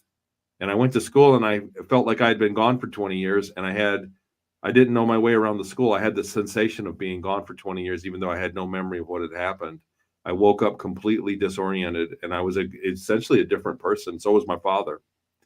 And I went to school, and then the weather reports, I remember it was cold and snowy that week of right after Easter. And then that weekend a rainstorm came and it warmed up, and I played in my driveway in the mud puddles. And my dad got a picture that was dated, and that's the picture in the end of my book. So I know that seems like a very trivial thing, but I was able to kind of pinpoint the event. And it's something that I do with people that come forward that get a hold of me and think that the same thing happened to them. And I went public with my story in 2016, 8 years ago, and I've had thousands of people contact me and say, "Man, I think I went through the same thing. Can you help?" And I do consultations, and I did so many of them, I started charging money so they'd slow down because I couldn't keep up with them. And I'm still raising the price, and it's not because I want the money; it's because I don't have time to deal with them all. Yeah, time is one of those things you just don't have enough of, right? Yeah, it's true. Let me ask you this. So obviously, these weren't the good aliens that you were working for, correct? Yeah, and you know what? I personally, after everything that I've seen and gone through, I don't really. I mean, they were not great. They didn't have a lot of respect for humans. Yeah. These ones, but I don't believe in good or bad ones either. You know what I mean? Like, I don't think that people in bad countries, we're told bad countries, I don't think everybody there is bad, kind of thing. But Why would they need to? Why would they need humans if they could just clone their own clones? Why would they have? so that's a good question. I've been asked it before. Like, why would they bother with you? Why don't they build a robot? And the answer is we are Oh, way more talented than a robot, and we're way more fuel efficient. You used about the same electrical power as a 100-watt light bulb does in 24 hours last year. The entire year, you used the same amount of power that a light bulb does in 24 hours. So humans are extremely fuel efficient, and we're talented, and we are self-repairing, and we multiply. I think that cloning, so they outlawed human cloning as soon as it was discovered publicly. And I think that when they clone somebody, that it comes out and it's kind of not mentally there. Like, you know what I'm saying? Like, I think a human clone would come out and be almost like a, mindless person. And so they need the consciousness from the host to drive the thing. The yeah. other thing, sorry to keep, I hope I'm not cutting you off and rambling. No, not at all. No. The other thing I found is that so it's very important that I found the intake date. Like I said, April 15th, 1982, because my life changed. I was a straight A student. I was a really ambitious kid, and the next day I was not anymore, and I eventually failed out of school. And the next 20 years in my real life, and I lived in Southern Michigan. The next 20 years of my real life were very difficult. I was not a very sharp guy. And then all of a sudden, one day, 20 years later, I woke up in the morning in my bed, and I kept saying to myself, it's over, it's over. And I cleaned my room. I went out. I couldn't believe the car I was driving, and I got my act together. It was like I got it together again, as if half of my, whatever you want to call it, your chi, your consciousness, whatever it was, gone, driving the other body. And when that 20 years later, when it was ceased to exist, that it went back to me. And so this is the thing that I look for with people that I work with all the time. I deal with them and I go, tell me the first thing that you remember. Tell me when it started. And they go, yeah, it was there. And I go, okay, now when was that? Tell me when, can you get it down to the month and year? And they go, whatever, 1995. And I go, okay, so what happened in 2015? I jumped right 20. I just add 20 years to it and jumped. And I said, what happened in 2015? And they go, well, that's when it's weird because I got a divorce and I went back to school and finished my degree and I moved across country. And how did you know that? And it's the same thing over and over, and hundreds and thousands of people. When I add 20 years to their original thing that they never, because the other thing is they seem to be able to erase the memories of what happens, but they can't erase the first 10 or 20 minutes of the contact. Yeah. Like the initial memory seems to maybe it's too traumatizing, like that first initial shit. I think maybe they got to get you into the doctor's office and start the procedure, and then you forget everything that happened after that. But the initial abduction, most people remember, and the initial even if it's just for a moment or two. And so that's what I found. When was that? I'm always looking for that. When was that? And then I'm like, was your mom, dad, brother, sister, aunt, uncle, grandpa in the military? Did you live near a military base? Super high percentage or yes. Answer that question, yes. Super high, 80-90% of the people. Military background in the family, because it's genetically dependent. Not everybody can go. And so once they find the genetic marker of somebody that can participate, and I don't know why, to be honest, if it's phasing out of our dimension or time travel or just the vitamins they eat, the food, I don't know. But there's a genetic barrier to not all of us can go into the program, go up there. And so once they find somebody that do, they keep an eye. That's why they put you back. Other people said, why didn't they just kill you? Why'd they bother putting you back? And I say, well, you don't chop down an apple tree. They put you back because your kids are going to have the genetics too. Yeah. You got the genetics. So, you hopefully have a family. Do you have kids? Yeah, I raised 3 daughters. So do you worry about them getting swiped up? Yeah, I'm pretty sure my middle one went. So we went through the same thing when she was about 12 years old. And, it's her story to tell or not tell. So I don't really, give a lot of the details of what we went through. But,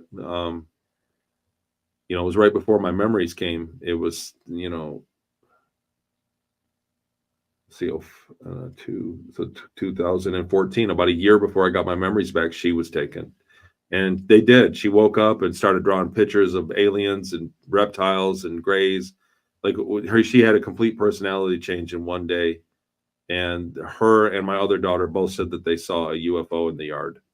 Well, that's pretty interesting.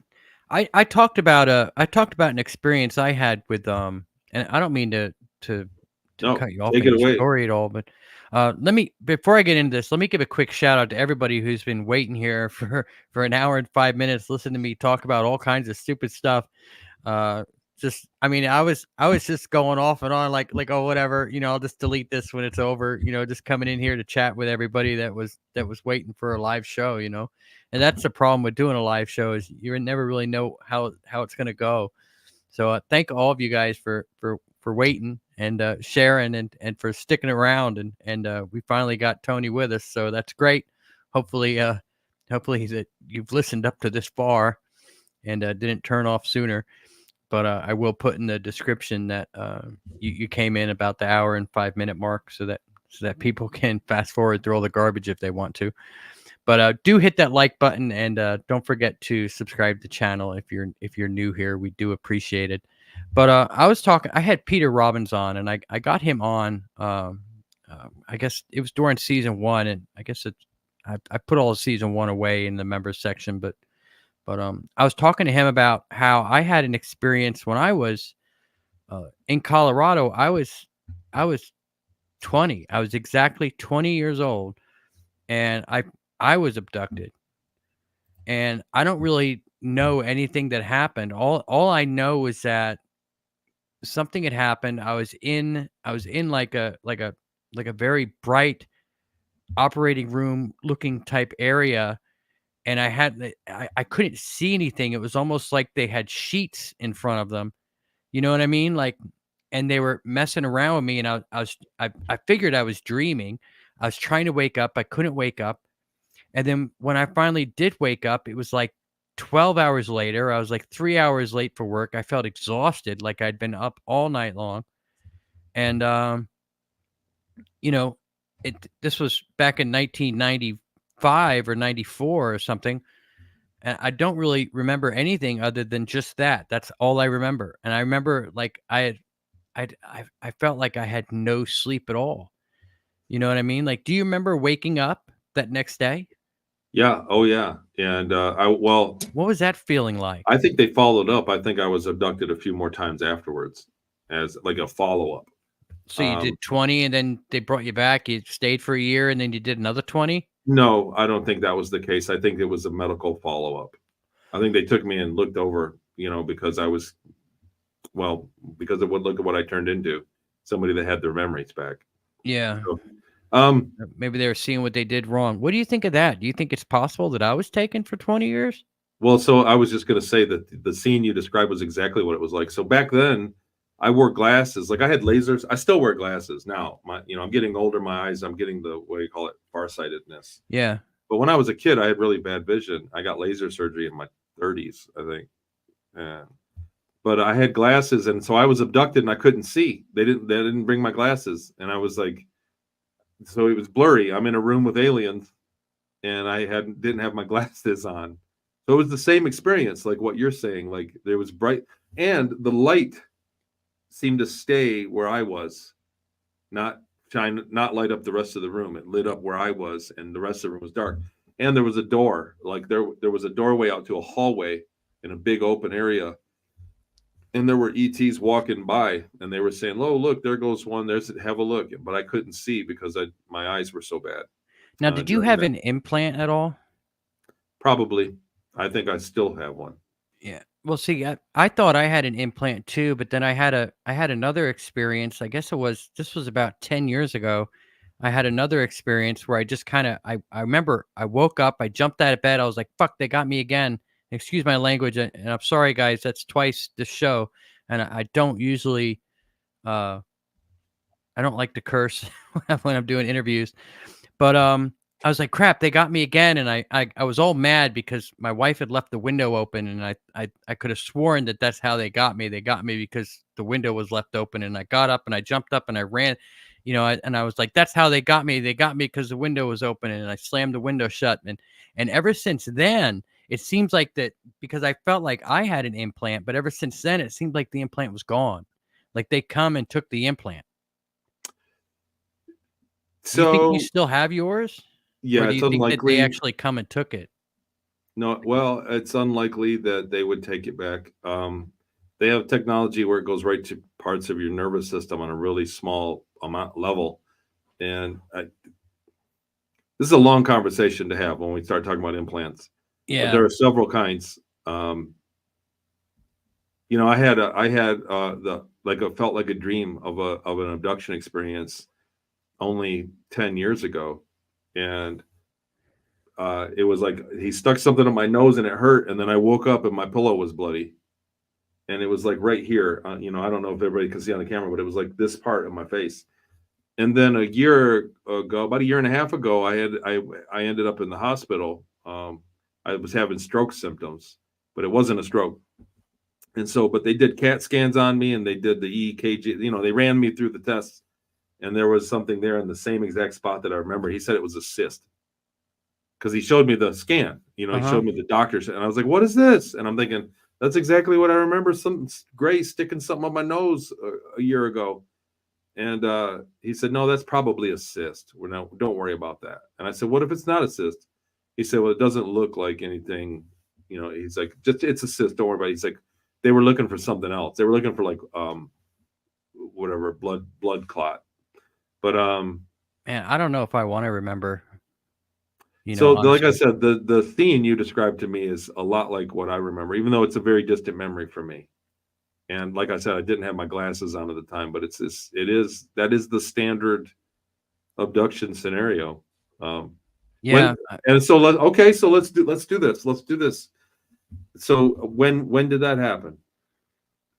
I was in it was I could tell you exactly when it was. It was October of 1995. Because I remember exactly where I was. I had just moved to Colorado, and I was staying in I rented a like an attic at a somebody's house, like it was one of those true attics, like all dusty and everything. They're like, you could stay up here, blah blah blah, because I from New Jersey. I was some 20-year-old kid from in so Colorado. You were 20 at the time. I was exactly 20. I just turned 20 that May. So what happened in October of 15? What was October your life? of 05? In your life? It would have been 05. Yeah. So I was. No, you said 95. Yeah, 95 exactly. So 10 years later would be 05. So 20 years would be 15. That right? would have been 10 years ago when I had that experience. 2015. That would have been this when I got up and shut the window. And that was October as well. Yeah. See what I mean? 20 years apart. You're blowing my mind, dude. That's exactly what I'm talking about. Now you're somewhere in between 2,500 and 3,000 people that I've done that to. And since 2015. Okay. So it's 20-year increment. They were capped. I asked him. So, and this is in my book too. It would have been. That was exactly it. It was 2015. Exactly. I remember exactly where I was then too. I just moved into it was the first Halloween I was having with my wife. We had just gotten our place. Yep. So when I asked him, so imagine, here's the scene. I'm a 10-year-old kid on a table in a room full of ETs. And they're telling me they want to borrow my consciousness for 20 years. That was exact words that they said. Little short reptilian, and he's talking to me. And I said, well, he said, you're going to live longer than you normally would have. This is very valuable. This is the most important thing we can give you is time. And he had to explain it all. They had to get my consent. There was a law amongst them. He had to get my consent for it. So I said, well, why 20? Why not 30? Why not 50 years? Do I die in 20 years or something? I said, why not longer? And he said, well, all the species are capped at 20-year increments because longer than that can cause insanity. So if they kept you for 25 years, you have a high probability of coming back with a mental problem. So they just cap it at 20 years. Some people can go 25, some can go 30, no problem. So they just cap it at 20. So there's an actual law, interstellar law with the technology that it's a 20-year increment. And so that's what I look for. And it's held true, just like what we just did to you. All right. So we should talk about that maybe another time. A little bit more private, because now I'm getting a little. Sorry, man. A little weird. Yeah. I know you guys watched this show for 20 years, probably like I'm like, oh shit. You kind of mind blew me there. All right, so let me ask you this, man. Did you notice any Nazis? Yeah, well, so not the verbiage Nazi, but basically what they became, people from that era and from that part of the world. Yeah, they considered themselves Deutsch, the Deutsch culture. All right. So they didn't consider themselves Germans because they were from Well, I guess the area of Deutschland originally had Denmark, and I don't know this history, to be honest with you. I really don't. Yeah, I don't either. From distant memories from what they were telling me back. They were very proud of themselves for making it into space. Did they have like swastika designs on stuff? They did. Yeah, they had the rounded one. They had many different symbols. They had the eagle was everywhere more than this. It was kind of like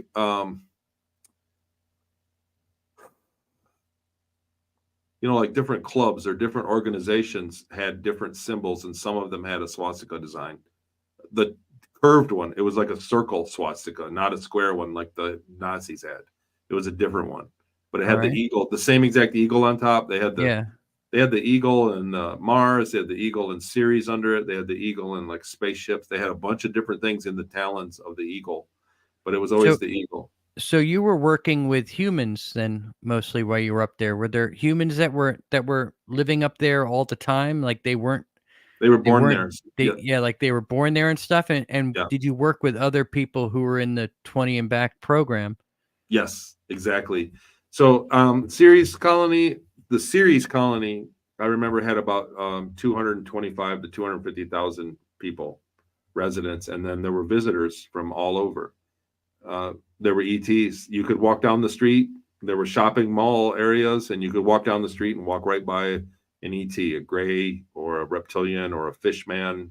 They were from all over the place. The reality of the space programs that are up there, the secret program, the breakaways, civilizations that are up there, the reality is they can go to any of trillions of star systems and back in a day. So it's an instantaneous space flight. It's not like Star Wars where they got to fly for an hour to get to the next few stars away. It's not like Star Trek where they got to fly for months to get to another place. They can go to another galaxy instantly and come home instantly. So we didn't live on the ship. We were home for dinner and to go to bed every night. Anyhow, so that many ET species could also visit us. Yeah, so that's I guess the point I'm trying to make. And Ceres Colony had, there were two other species that lived there that had numbers there, like a tall species, Altruan or Altrain. The names I don't really remember. Have you ever heard of the blue avians? Not up there. Not while I was up there. No. No. They might be a good species then, right? Because you were obviously only talking to the bad ones. Well, that's what I mean. I don't believe in good and bad. It's all about the cat is bad to the mouse, but great to the dog, to the human. We pet our dog, but it'll run and kill a squirrel, and it's evil to the squirrel, but great to us. So you know what I'm saying? And the ETs on a macro scale the same way. The United States is evil to some people in the world and saviors to others in the world. We're both good and bad. And these big civilizations span thousands of star systems, of worlds with many different species, and they have their own agenda. And they might not think much of us here on Earth and treat us bad and be evil. And then it's true. So I do refer to Elena Danaan's testimony for a lot of the behavior up there. She's far more knowledgeable. She has access. Even when I was up there flying, I didn't have access. But it was my understanding that they were people. So there are hive mind, there are artificially intelligent ones, there are reptilian races that no matter what you do, they're never going to care about human beings. They see us as just slightly above food, just slightly smart food is what we are to them. So they really didn't treat us with a lot of respect. Did they eat anybody in front of you? Not in front of me, no. I mean, I didn't see any. So they obviously beat you. How bad was it? Did they beat you? Did they, like what kind of living conditions did you have? Did they give you was it a comfortable bed or did you just sleep on the floor? I went from assignment to assignment. So there were times like I got reassessed on Mars and then reassigned. And so while I was there, I had a nice, like a single bedroom, like a studio apartment. I had like a studio, and it had water. And they had a technology on Mars that made you go to sleep at the same time. So they had a clock, a timer would go off. You're going to go to sleep in 5 minutes. Get ready. And so if you didn't get to bed, you would be sleeping you'd wake up on the floor the next morning. It was a technology that made you go to sleep. But that was like the luscious, nicest place. When I lived on Ceres, I was in like a giant dorm, like a barracks, a dormitory. The way I describe it is, and I have like an AI pictures in my slideshow. But it was like a prison without bars. So there was no bar on the door, but it was a big open space. Like when you think about a prison, it was like that. And I had the little tiny, like the 8x10 cell with a cot. There was artificial gravity for the guy in the chat. They had artificial gravity. And in fact, they had the ability for alien species that were used to lighter gravity to wear a piece of jewelry that would turn the gravity plating down on the floor, the graven mat. Graven mat. That's what they called it. Yeah, the gravity mat. There was the ability, and there were times when I stood next to an ET that had that, and you could feel it. When you brush by them, you could feel it get lighter. It's a strange thing to explain, but it's true. There were species that came from smaller worlds that would live in less gravity, and so they had a special piece of technology that would control the gravity on the floor as they walked through town. So there were massive areas, millions and millions of square feet of powered artificial gravity flooring. What kind of clothes did you have? Did you have like a uniform, or did they, was it like a pair of jeans? I had a jumpsuit. We had like a spin-off of Converse shoes. They were terrible. They were terrible. Yeah. But we imported clothes we would come down the ship that I worked on when I was cargo engineer. We would come down to Diego Garcia in the Indian Ocean, and we would pick up goods, dry goods. We picked up a shipload of toilet paper and took it up there. We took all boots and pants and Levi's and books from Earth that were bootleg. There was a bootleg industry, but we would take up all kinds of things from Earth and take it up there for the locals on Ceres to have. So what's funny, what was in fashion was on Ceres Colony was that everybody had like a metal, like one of the areas of their clothes where they tapered would be clamped with like a silver or a gold metal, or like a piece of shiny metal on the clothes. Like that was the fashion that was up there. But I always had jumpsuits. Like I got up in the morning, I was crew, so I got up. It was kind of like being, like I said, like it was like being in prison. And you wait in line and shower, and when you got through the showers, there was a hook with my number on it, and it had whatever I was going to wear that day. They knew what I was going to be doing. If I was going to be in flight, I had my flight suit on. If I was going to be there working, I had pants and a shirt and a jacket. But it was predetermined for me. So, how did you pay for it? I didn't have money. I mean, I did towards the end when I was cargo engineer. I got a paycheck, and I did have money. I made like $20 to $40 a week, basically. They called them francs, but I had 3 hot and a cot given to me the whole time. And the time on Earth, I was privately owned. I was living in houses, and in Peru, they would feed me. People would give me stuff. All right, let me ask you this. It sounds like I'm going off the rails here to anybody that doesn't know. No, it doesn't know the story, but that's why it's in a book. This doesn't sound strange at all to me. I totally, I totally believe what you're saying, man. It doesn't sound like you're going off the rails to me, man. Thanks. It's fascinating. So let me ask you this: what did the UFOs look like? Did you ever get to see any of them? Were they all different? Were there any drop shaped looking ones that looked like maybe teardrops at all? Thanks. Great question. There were triangular ones. Mostly they were rounded and triangular, and they were smooth. So the Ceres Colony Corp, which is where I was, Ceres Colony, Gesellschaft, Ceres Colony with a K. Gesellschaft was the sign on the wall. The Ceres Colony Corporation had all black ships they looked like the stealth bomber. So they were smooth and black. They were worried about radar. When we were trading with other planets, they would go to other planets that were less advanced and try to take advantage of them. And so we had stealth. The ship was stealthy. It had the ability and it went in and out of something called phase, which would render it kind of invisible, like in a slightly different dimension, phased. So there would be things phasing, but I wasn't really versed on that, to be honest with you. I just remember mentioning it a few times, but the ship could phase and basically become invisible. But it was black.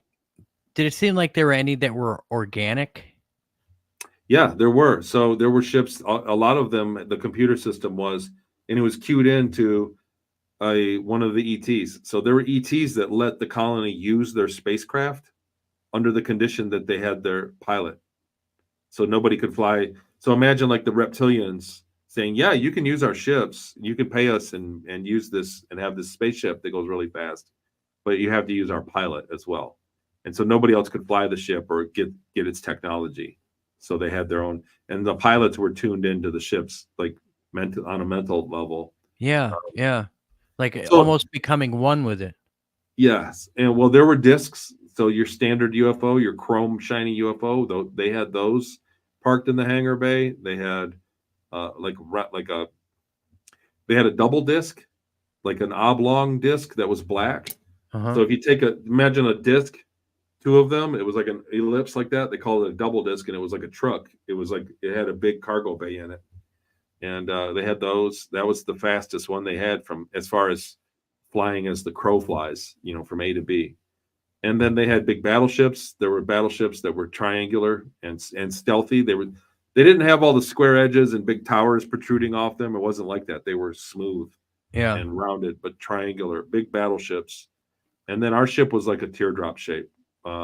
It was about 1,000 feet long. It was triangular and pointed in the front and stealthy, and it went rounded and tapered in the back to the main cargo bay. It was a big square edge cargo bay that opened up. And then I was an engineer of the port cargo bay, the two ports one.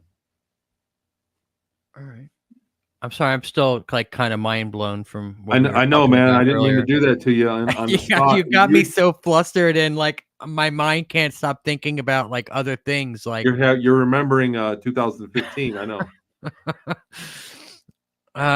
Will Carr says, I heard that they might use a computer chip like a fob key and put it into their ship to fly it.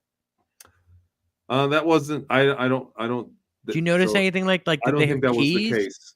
No, I think the ships were queued to the individual pilots or the captain.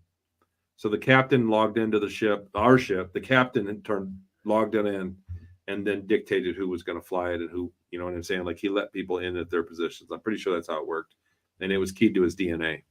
So the captain had the ability to shut the ship off, and the ship. So the other thing, a part of the technology was that the ship. They said even if the ship was disabled, it would still float in zero gravity.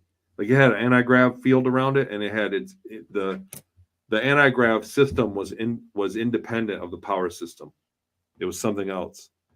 And so they said even if like 60% of the ship got shot up and it wasn't working, it would still maintain 10 meters above any surface it was on. It was locked, hard capped at 10 meters above the surface. You could not set the ship down if you tried.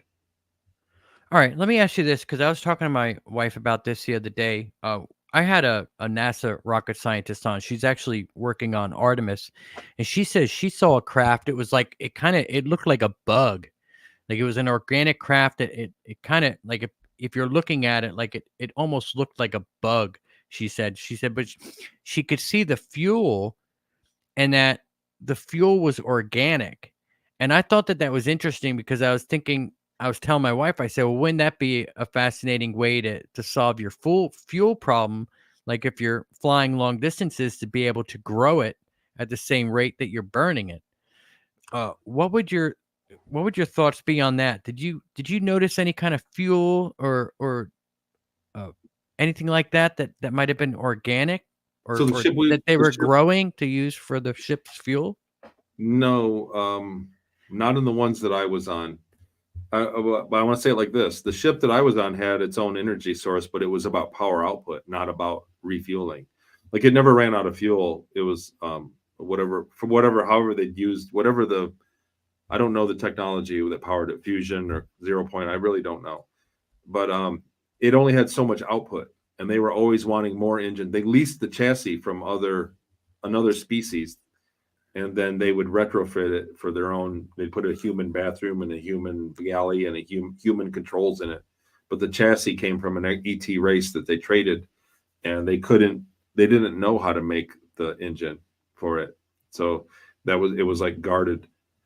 So you never noticed any fuel? No. The organic stuff. They have to be using some kind of fuel, right? Yeah, well, that's what I mean. So when we talk about energy, it's about output. So the spaceships, we think that once we get a spaceship that they're all the same, and they're not. So basically, they explained it to us like this: that when our ship jumped, there were 3 modes of flight. It could fly from A to B. It could instantly jump. They called it bridging. They didn't call it portals or jumping. They called it bridging. You could instantly bridge to another star system instantaneously. And it could use a natural tear in time space at certain areas that are around the galaxy. There was a third flight that it could go to another galaxy instantly, but it had to have a natural phenomenon to do that. So for instance, our ship was basically a cargo ship, not meant for battle. So when we bridged to another star system, it took 20 minutes or so for it to recharge to be able to bridge again. The battleships could bridge immediately. They could bridge into another, they could go farther. The more output that the power source had, the farther it could bridge in one go. And so the battleships had way more power output. They were in the petawatts of power versus what ours was. For one, I just want to say this about the organics is that's what I mean. So they're flying from all over. If we go to another galaxy, that means there's 400 trillion stars or billion, trillion, whatever, an unimaginable amount of stars in another galaxy. They can immediately go to and then come home.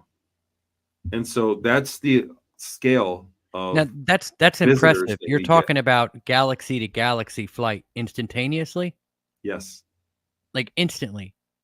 Yes. From one galaxy to another galaxy. That's fast. I mean that's they're obviously not they're obviously it's some kind of teleportation, right? Bridging. So they used a natural phenomenon where there's a spare a tear in time space, like places in the solar system or in space that have temporal anomalies that they had the computer would figure out the course, the speed and the angle and where they would enter a temporal anomaly and they would come out somewhere else. So it's bridging. It's the same phenomenon, the same science. Okay. Have you ever seen a black hole? No, not up for close. No. All right. Did you hear anything about them? Like, did we have to stay away from them or? They stayed away from them. Yeah. So those are bad. And they're surrounded by more advanced species, more advanced races were in the vicinities of black holes. So space is really cordoned off. Like that's why you have these big groups like the Galactic Federation, like the Orion group. You get these big groups of thousands or probably more of star systems that all work together. It's because when they travel through space, they could go somewhere and bump up against another group that would be hostile. And so when it's gangland.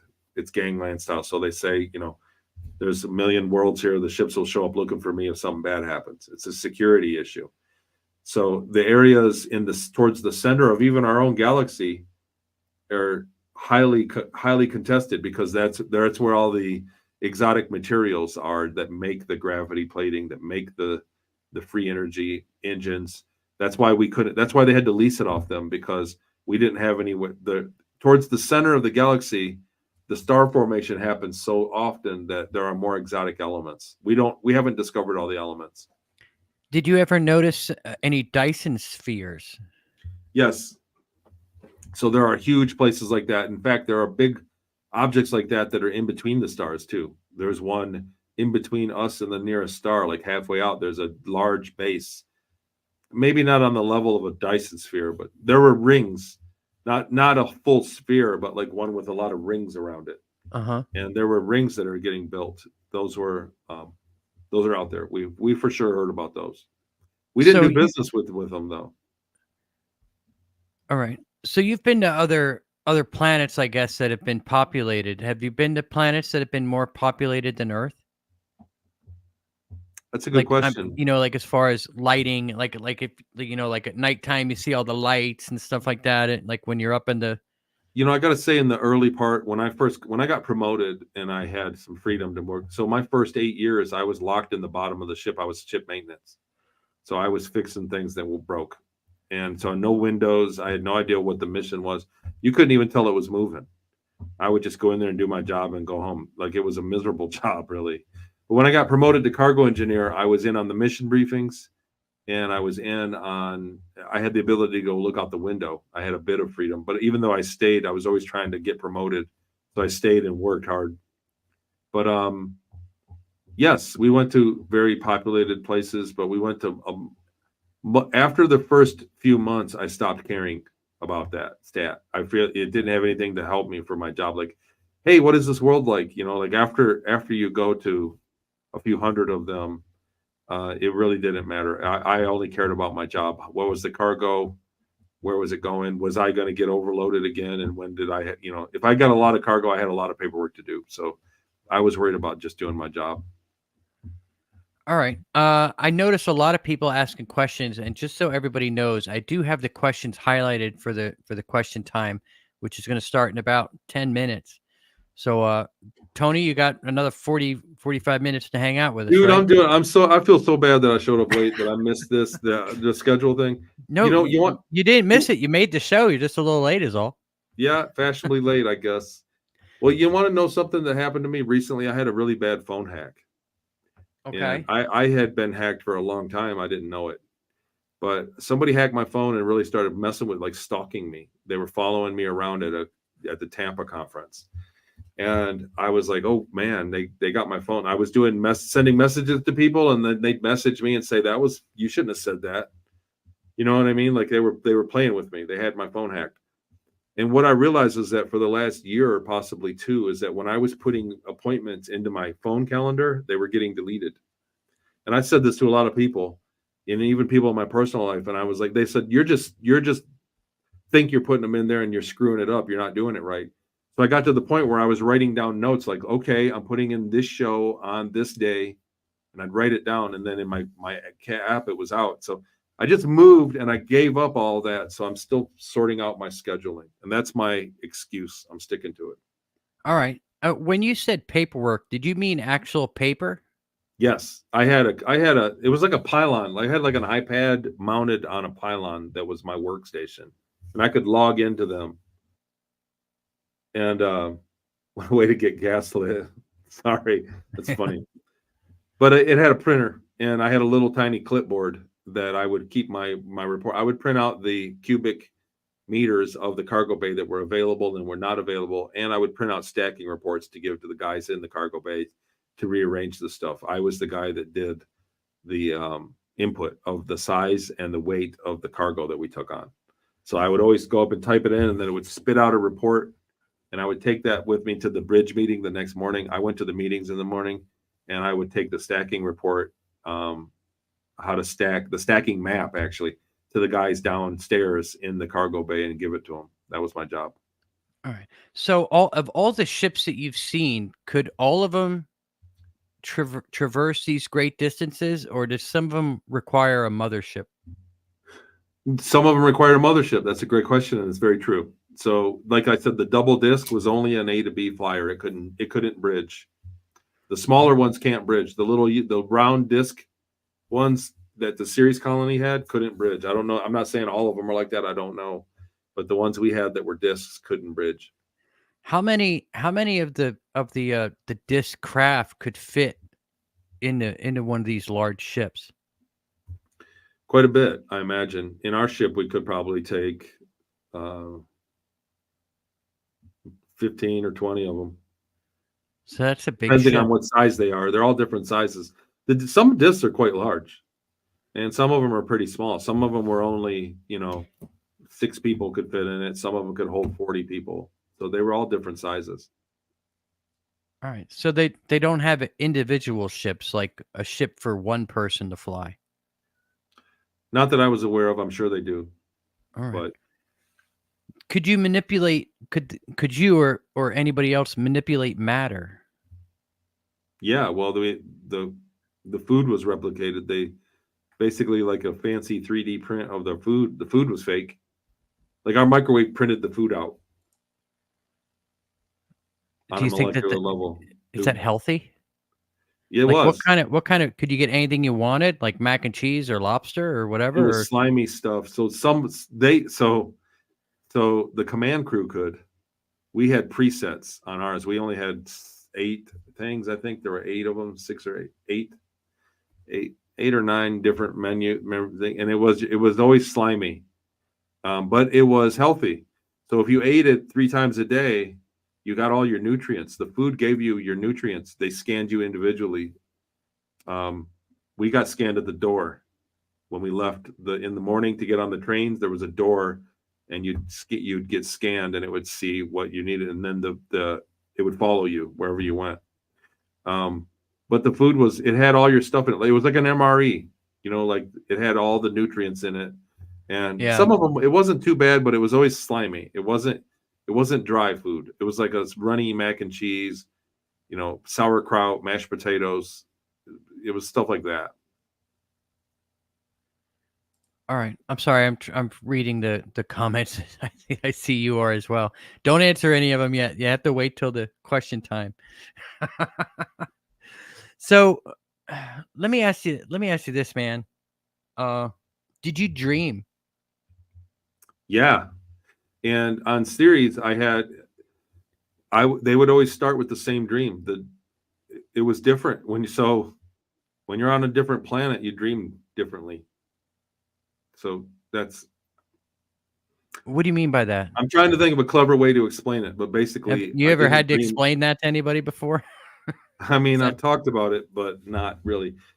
I'll say it like this: whenever I was on Ceres and went to sleep, I always had the dream. I had different dreams, but they always started the exact same way. I would be sleeping in my little room, and the floor would drop out to space, and I would be floating, and I would fall into space, and I would be floating in space for a minute, and then the dream would begin. Every time. It was like every day. Do you think that was like an astral projection thing going on? Yeah. Oh yeah. It was maybe you were actually leaving your body. And there were times that I felt like I was stuck out there and bored. Like there was no dream. There was nobody to dream with. Like that planet's a dead planet. It's only like 580 miles in diameter. It's a small dead, basically, asteroid. And so I think that when you're on a planet that's alive with a magnetic field, I think that the dream experience is different. And that's what it felt like. That there was really no connection to the planet. And so I just floated through space and then tried to dream. So maybe you didn't have a connection to the planet because it was dead. Right, exactly. It was just a rock. There was nothing there. And there were people there, but I didn't really interact with them as I dreamt. Like I went elsewhere. I was looking for somewhere else to be while I was asleep. I remember it. I remember feeling lonely. I remember speaking to people. And then I remember having normal dreams like of the day before or the day after. Do you know what's in your genetics that make it okay for you to be taken? What is it in your genetics that they're looking for? I don't know. I really don't know. It could be anything. And like I said, I don't even know why. I don't know what specific technology that requires it. Maybe the portal tech or whatever. Or there may be some way that they can detect whether you're an old soul or a young soul or something like that. Maybe they're only after older souls or younger souls or because I would imagine souls are different ages, right? I mean, so I think that they are on aptitude. So I think, like you said, like different, like old souls, like people that are, and I don't want to, when you talk about this stuff, it implies that somebody's like a loser or something, but I don't want to talk like that. What do you mean? People that are more talented, like they're looking for the kids. They take the kids. The talented and gifted program was who they were abducting. Like the people that are taken, they're looking for people with a high IQ. Well, like yeah, I mean, that's obvious. Yeah. Well, they cut it in half. So for that 20 years, it's half your consciousness in two bodies. So think about it like this, like your consciousness, your chi, your spirit, your soul, there's a name for it, many names. But imagine if it's a 5-gallon bucket of water, and they take 2.5 gallons and put it in another bucket for 20 years. And then at the end of the 20 years, they pour it back in, and all of a sudden you kind of can think straight. Like that's the experience.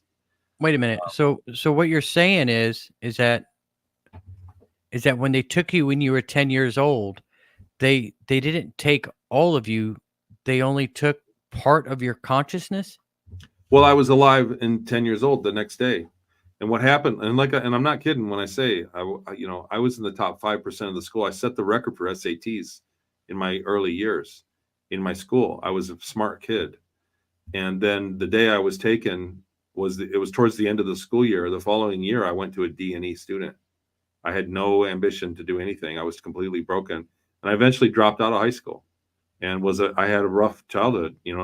Those years, I was a drug addict and an alcoholic through those years. And then all of a sudden, 20 years later, I snap out of all of it and kind of get my act together and to get a profession and got married. That was the other thing is the whole time, the 20 years I was gone, I was like a creepy boyfriend. I could never have a girlfriend. I was always creep them out. I was emotionally not stable, right? And I always wanted a girlfriend, and I was like really heartbroken about it. For 20 years, I was a very lonely person because even girls that like me got creeped out by me. I was just kind of crazy. I was a little off. After the 20-year mark, within 6 months, I met my wife. I was married with her for 23 years. 6 months after the day of getting it together, I was emotionally back together.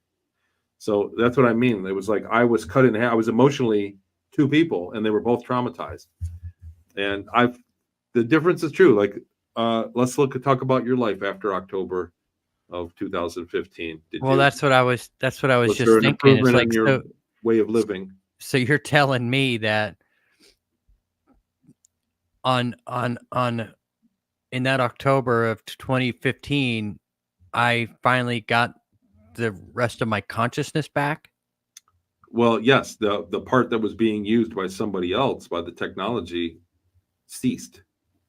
So yes, you got it all back. They poured the other 2 gallons back into the 5-gallon bucket. And I found that when you ask people about how their life went after that point is usually a big difference. Yeah, it is. To answer Robert Bell's question, I was only gone for a few minutes, a couple hours. I was taken in the middle of the night. I woke up the next morning. I was never missing long enough for anybody to make a report. That's the deal with this technology. They clone you and take you for 20 years. They have time travel, and they put you back in time and then take you out of the clone, put you back in your original body, and then you just wake up. And the thing is, I went to school that day and couldn't find the bathroom. I raised my hand to the teacher, can I go to the bathroom? And I said, I forgot where the bathroom is. It's not a big school. The bathroom was right across the hall. The whole class laughed at me, and I was serious. And so she called my mom that Saturday and said I needed to go to the doctor and get checked out, that I had amnesia. But the reality is that I was gone for 20 years in that one day. Only some of you was, yeah. Yes. I was abducted on April 15th, 1982, and I was returned. I returned April 16th, 1982, in the following morning. And I looked at all my toys. I was like, it was all unfamiliar to me. I went down and hugged my mom and my sister. I'm so happy I haven't seen you in so long. My sister said, quit being stupid. And, but I was back home after 20 years. That was the experience. All right. All right, Toni. JP, huh? They killed it. They incinerated the clone. Hang on. We're going to get to that. Let me tell everybody to hit that like button, subscribe to the channel if you're not subscribed. I want to thank Edwards Manzi for becoming a YouTube member. You now have access to 160 plus episodes of season 1 that's in the members section on YouTube. We are currently in season 2, and season 1 is in the archives. So welcome. You can now enjoy season 1. Toni, before we get into the question part of the show, why don't you tell everybody where they can find you? Sure. And what you got going on new? I've been doing a lot of stuff, man. I've been keeping I do too much. sometimes. Maybe I'll bite off more than I can chew. But I'm trying to make the most of what I got left in my life. You can find me on ToniRodrigues.com. I got 3 books out. To answer JP's question, you can't have more than one body out there. That's the second book, Project Starmaker. I wrote Ceres Colony Cavalier. It's the 20 years. It's basically the whole 20 years. Tells the story best I could. I cut out a lot of stuff. It is not PG. It is a very difficult book to read, and there's some very adult situations. There was a lot of sexual abuse. There was a lot of abuse. From aliens? No, from the humans. So that was Ceres Colony Cavalier. It tells the whole story. Project Starmaker fills in the blanks where I could, it was like more spiritual stuff that I didn't want to put in the story. I didn't want to lose people or sound preachy. But my editor was like, Toni, this is the story you need to tell. Jackie Kenner is brilliant, very brilliant girl. Helped me. I would have never got the books out without her.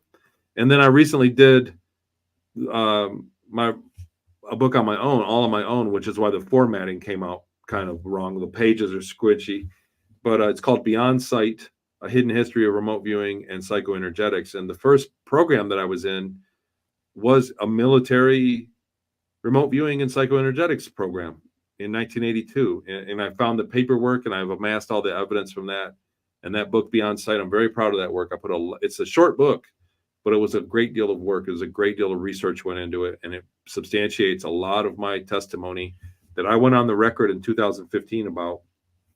And tells about some of the technology that they've been doing. They developed. So they were developing radical technology in psychoenergetics and remote viewing. Remote viewing is viewing a target psychically. And psychoenergetics is interacting with the target psychically. So I explained that, and a lot of people are very unaware of what's going on in the world with that ability, but it's real. Yeah, and we've done quite a few shows on remote viewing. It's fascinating. Yeah. And so I teach remote viewing. Yeah. So I have a remote viewing for hire group. So we remote view for money for people. I have 3 other groups that are teaching, like a beginner, an intermediate, and an advanced group that go through my Patreon. And every Sunday I do it through Zoom calls, and I have remote viewing binaurals, and I just released a product of remote viewing binaural with like a hypno track and subliminal affirmations to make you a better remote viewer. I have like a cue card thing that it comes out for remote viewing, and we do 2 targets a week to get people up to the expert level. I teach it. I really love it. It's actually a blast. And I'm working on other stuff. We're doing other things, other sessions in virtual reality. Also, I'm working on a learning company that is the learning system that they plugged me in when I was on Mars. That method of education, I remembered how it worked, and I've been working for the last couple of years to develop the software. AI is really starting to take over now. And it's really going to bring the cost down on development. So we're close to fielding some. Once we get one product, we'll be able to have 1,000 products. Like AI could be really bad. Didn't they have AI on these spaceships? Yeah, it was under check though. They did have an AI, but there were a lot of safeguards. Not everybody had access to the same version of AI. There was a military version, and from what I can remember on Ceres Colony Corp, and it was like an urban legend that the guy in charge was actually taking orders from an AI, but nobody knew, right? But the idea was that the humans were still in charge. That was the official story on Ceres Colony, but there was AI there. There was blockchain. There was blockchain technology too. There. I mean, I would imagine they had the internet. But yeah, there's a solar system internet. So after we get a disclosure, that's the first thing we'll get is an internet that has access to what's going on in the solar system and beyond. Since you're a remote viewer, before you got here, when I was just randomly talking to the people that were here listening, while we were waiting for you to join the show, somebody randomly popped in the chat room and dropped me some coordinates. Do you mind if I pop them up on the screen and maybe you can remote view them? Well, so I mean, not right this second, but I could show you, at least give you a target to work on. You want to do that, and I'd get back with you? Sure. Yeah, and I'll just throw it up here and let you see. I'm always looking for targets. Okay, so let me throw this up here, and then I'll read the target. I'll read the coordinates for you. let's see if that worked. Okay, so this is the. I don't know if you could read the coordinates there. Yeah. That these way, are actual coordinates. Yeah. And then I'll zoom in. Here, I can make it bigger.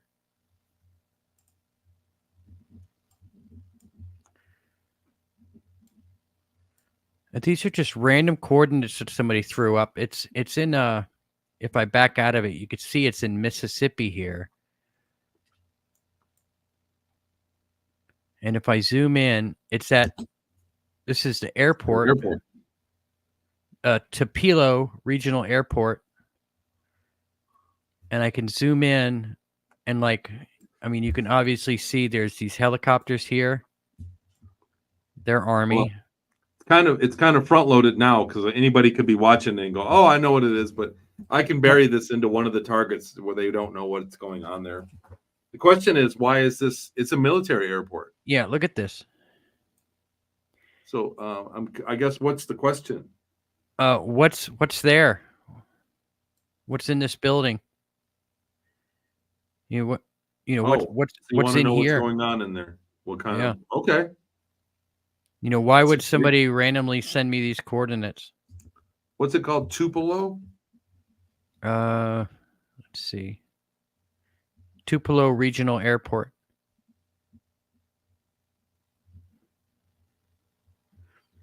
Did you get the coordinates, or you need me to read them to you? Yeah, no, I got it. That's okay. We'll have a look in there. Hopefully, I don't get in trouble.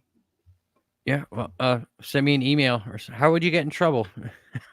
They'd have to prove you were there. Well, there's a lot that goes on in the remote viewing world, so that's a whole nother show, man. There's a lot. It's a superpower, and it's a military superpower. So you can remote view the wrong things and get paid to visit. Yeah. Okay. I would say this. I love this question. Can I just answer this? Which one is it? The recent one from JP Cole. When do you think disclosure will happen?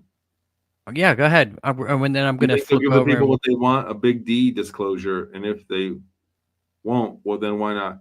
So disclosure has already happened. Disclosure is a cake that's in the oven, and when it's done, it'll get done when it's done. Right now, the cake is in the oven, and it's just batter.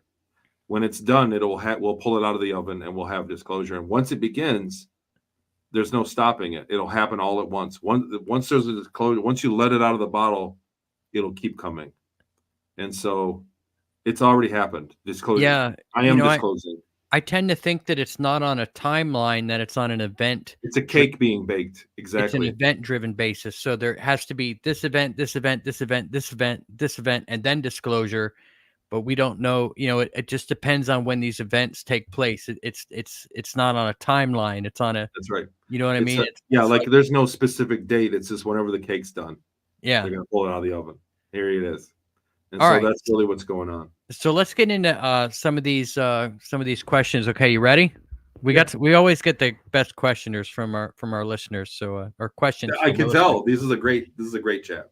All right, so I've got Akramosa wants to know: do they live in what appear like white dots on Ceres? The white dots are salt deposits. The white dots are geysers. Ceres is full of water, and there was a geyser there. And in fact, I went on the record with Dr. Michael Salla in 2015 and 2016 through emails and through phone calls. And he asked me, what are the white spots on Ceres? The Dawn probe was on its way. And I said, there's a geyser. And I clearly remembered flying over it and seeing the geyser. There's a geyser there that goes off randomly between every 6 or 9 years. So it's at least 6 years and before 9 years, randomly in that time frame. It'll randomly go off, and there's a geyser, and it would squirt water 10 or 12 kilometers out into space. And as the water evaporates into the vacuum, it leaves salt. And it would freeze, wouldn't it? I would imagine it would freeze. It evaporates, exactly. But it evaporates into nothing. It vaporizes. But what's left over is salt. And the salt snows back down, and it snowed back down. We flew by it. We literally flew. And I was looking out the window at it, and the salt flies. Imagine snow coming down at different speeds. So the outside of it's going fast, and then the middle part is just kind of going slow. It's beautiful. but it comes in columns of different speed falling back down, and it goes off for 2 or 3 days and then it stops. Those white spots on Ceres were massive piles of salt. I went on record in 2016. The Dawn probe got into high orbit a few months later, and they said that that it was sulfur and a cocktail of other minerals was the early, because they did a high altitude analysis of it, and they said it's not salt. And Dr. Salla wrote me, he said, and he sent the article to me, he said, it's not salt, Toni. Do you want to retract your statement? It's not conclusive either. They're going to wait till the probe gets to a lower orbit, and they'll do a full spectral analysis. And I said, absolutely not. I'm not retracting my statement. If there's one thing I remember is that it was salt, because as we flew over it, we had a conversation about it. You could make a bath. And I said, nope. And this is in 2016. It wasn't for 4 years till the Dawn probe got in a low orbit and did a full analysis that NASA released in August of 2020 that it was salt and confirmed it. So I called that out first. So I'm proud of that. Salt is one of the key ingredients needed for the human body. Yeah. There's a big ocean. Ceres is quite a bit of water in the inside, and it's basically salty. So when the water evaporates in space, where does it go? It atomizes. It goes down to the size of a very small atom and floats through space. There's spaces full of things, hydrogen and other things that are just very far apart. And it does that. So it separates and goes down to the molecular level and then goes thousands of miles apart between molecule. So it just disappears into space. Huh. Wow. Robert Bell says, why do some aliens refer to us as vessels? That's probably a correct assumption. So everything we've learned about consciousness, and I mean, we all know this from our family ties and from the old days when people used to die, when the family used to gather in the room when somebody was dying. We know that we leave our vessel, and we know that we reincarnate. The evidence is overwhelming for reincarnation. That people come back with vague memories of their past life into a new vessel. And so that's clear. They would refer to us as that because it's correct.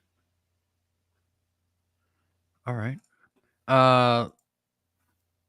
Bluestone 60 says, my daughter and I saw a black craft that looked like a grid, like two adjacent squares, like a satellite, but it was maybe 2,000 feet off the ground and maybe 400 feet wide and long on a black winter's night. Does that sound familiar at all? Well, if you're familiar with JP, another friend of ours that will be presenting, I believe, at this year's Galactic Spiritual Formers Connection in Westminster, Colorado at the end of the month. I believe the 26th, 27th, and 28th, 29th. Uh-huh. Yeah. He provided photographs of black squares to Dr. Salla years ago that the United States Special Forces use anti-grav craft that are stealthy and square-shaped, like a big pancake-looking square. All right. Blue Chicken says, does the cure we all had injected in our bodies over the last few years have something to do with preparing us all for something? You know what? I looked at it, so I don't know. I don't know, man. I've got an opinion like everybody else. One thing that I thought about, though, that the pandemic did do was give the world a good cleaning. Right? So it's terrible what happened and the way it happened and the scruple. It woke a lot of people up, man. But at the same time, a lot of typical virus, the amount of viruses in the world dropped because everybody stayed inside for that time. That did kill many viruses. It did limit transmission. And everybody sterilized their homes. Everybody was panicked. The globe. We cleaned this place up. If you were going to get ready for aliens to visit, you would want to get rid of the viruses that were rampant. And we did. We killed a lot of the common cold that disappeared. There were things think about it. We were wiping down everything. They had sanitizer everywhere. We're getting ready for visitors, man. Oh, that's really interesting. Another thing that baffles me with we call it the cure on this show because it's YouTube. So another thing that I find fascinating about that was, they say that there's a lot of self-assembling nanoparticles inside of it, and it actually once you get it into you, it builds a structure inside of you. And I always wondered why alien implants needed to be so big I mean, obviously, wouldn't they have nanotech? They have nanotech, but I'm not worried about vaccine nanoparticles assembling into something. They need an external power source. So the ET nano, they did nanites in me to part of the procedure to heal me after surgeries and things. And they said that the only nanites that were powered while you were walking around, like they injected you with nanites and they stayed working, were reserved for the really high, really the elite ET, the Draco reptilians. They had full-time nanites in them, so if they got cut, it would heal immediately. The nanites that we had that they were using on everybody else had to be in a magnetic field so that they had power. So as soon as you left the room, the nanites were inert. So I don't think that the vaccine nanites are that advanced times everybody in the world. I don't think that it was a nanite injection. I think it was a genetic manipulation injection. The mRNA nature is more of a genetic manipulation than maybe some people, certainly maybe some people that were important or some people that, you know what I mean? But I'm telling you, they didn't waste nanites on homeless Stan down the road. You get what I mean? They wouldn't do that. Yeah. So nanites are very valuable no matter what. All right. Mel says, has Toni seen people who he met on Ceres here on Earth ever since his return? I mean, you could be talking to one right now. Were you gone in 2015? Were we gone at all at the same time? No, when were you? 05? 95? 95. Yeah, so we had 3 or 4 years overlap there. You might have trained me. I might have been your replacement. We might have bumped into each other, man. But we wouldn't have hung out much. So I had a life there. I had a life in my last years when I had money and I could travel. I was chasing girls, and I had a girlfriend. So that's what I was doing with my spare time. All right. Ask Toni, did they really neutralize everyone's nuclear capabilities, but no one is admitting it? I don't think so. They have the ability to stop it. So think about this. Think of one organization in the world like Canada had the technology to neutralize all the nuclear missiles. The nuclear missiles still work from the U.S. towards Russia and from Russia to the U.S. Unless Canada wants to stop them, they'll still be just fine. So the ETs can neutralize our missiles, but we can still shoot each other with them. I'm pretty sure. We did haul nuclear cargo, and we did use nuclear weapons during on my what? time. Would you use a nuclear on other weapon worlds against ETs? Popular world? Populated world? Yes. You guys, what, like the entire planet? No, just a trade deal went bad, and we went and nuked the area that. It's in my book. It's a very difficult story to relive. Which book is that in? Ceres Colony Cavalier. It's at the end. All right. Well, there you go, guys. If you want to know more about that, you gotta get the book, right? That's interesting. I don't think that's fair. There are a lot of innocent people down there. Space is a big place, and people get away with what they get away with. You know, like karma's real, and it comes back to you. But really, a lot of it was like the Wild West. There's a lot of debate over what the organization is called, the Dark Fleet or the Nachtwaffen or they were the 0 hour. They were midnight fleet. They had all these different names because when they did trade deals with other species, they didn't want to be known in case they stole from them, in case it went bad. The deal went bad. They didn't want them to know where they came from or what their name was so they could be found. So that's, when you're talking about being billions of trillions of light years away and doing business, you don't want to leave your address. You want to leave a fake address and say, just in case it goes wrong, they don't show up at your doorstep wanting their money back or whatever it is. All right. JP, what happened to the clone? Does it become a doppelganger out in the world or something? The last thing I remember of the clone was being put into a incinerator and being incinerated to death. That was the last memory of the clone. I woke up back in my 10-year-old body on the moon, in a base on the moon right after that. So I imagine that the clone body, they took a bunch of surgeries and got their hardware out of it. There was a lot of hardware in me, implants, And I think they got all their tech out of it, and then they just killed it. And the consciousness automatically goes back to its host, its natural host. All right. Stuff and Stuff says maybe he was near a black hole and time would have been slow compared to here on Earth. Did you time dilation was real? So time difference is real depending on where you are? So I was gone 20 years. So because I was flight crew, it was only 18 years on the Earth. And I did the math on this maybe 6 years ago. We would leave in the morning on our flight. So I would get up, shower, get dressed, get a train, go to the hangar bay, get on my craft on the ship, and then we would take off and go on our mission. So by 8 o'clock we'd leave, and we would go to another star system and then go to another one and then come back and do business. And then we would have returned at Ceres at 7:55, 5 minutes before we left. So they knew that the mission was successful. So those 8 hours disappeared. It was time travel. If you can travel time, space, you can travel time and space. So we went back, and when I added it up, when you take 5 and 6 days for 10 years, it's about 2 years. 5 and 6 days at 8 hours a day for 10 years, it adds up to about 2 years worth of time. And the day that I remember waking up was in 2000, and I was taken in 1982. So about 18 years. So that works out. I don't talk about it because it's confusing as hell. Yeah. But that's pretty much what I remember and how I experienced it. I was flight crew. Other guys would go 20 years.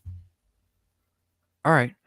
Christine Minerka says, so the only reason they will interfere with Earth is if they put other planets in jeopardy. And it makes me wonder if you know how they talk about how there could have been a nuclear attack on Earth thousands and thousands of years ago. Maybe they nuked us thousands of years ago over a bad trade deal or something.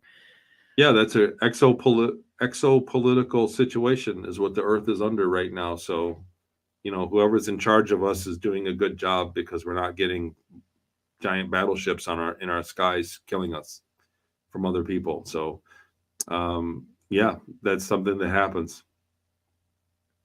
Okay. JP Cole has a lot of questions. Toni, have you heard that a human can utilize astral projection to go into a craft in order to power it with their consciousness, like how we animate our meat suits? So I've heard other people talk about it, but during my time up there, no. But I've heard people here talk about things like that. And more often, I've heard people talk about having a ship out there somewhere, and they come down and are born here, and while their body is still on the ship. So people are coming down here because this is a transitional time in the planet's history. So it's a desirable time to come down and kind of do the mission. But I've heard a lot of people telling me the same thing, that they have a body on a ship somewhere. I heard that there's a line to actually be born on Earth right now. Like people are dying or dying to get here. This is a neat time. We're going to experience both existences. So if we get post-disclosure, we're going to experience a galactic consciousness, galactic membership. But you're also going to remember what it was like to just have no internet and have the old ringer phone. Yeah, I remember those days. You know what I'm saying? Like the jump in technology in our lifetime is the most that it's ever been. Yeah, I mean, think about it. Like, I think how old are you, if you don't mind me asking? I'm 52. Okay, so you're 3 years older than I am. I mean, we grew up riding bicycles and miles to our friend's house down the road. Like, I mean, I don't even think my parents knew where I was. You know what I mean? Like to here we are today. With 20 billion channels and cell phones and everything else. And now UFOs are going to be flying around and going into outer space. It's in real time. This is crazy.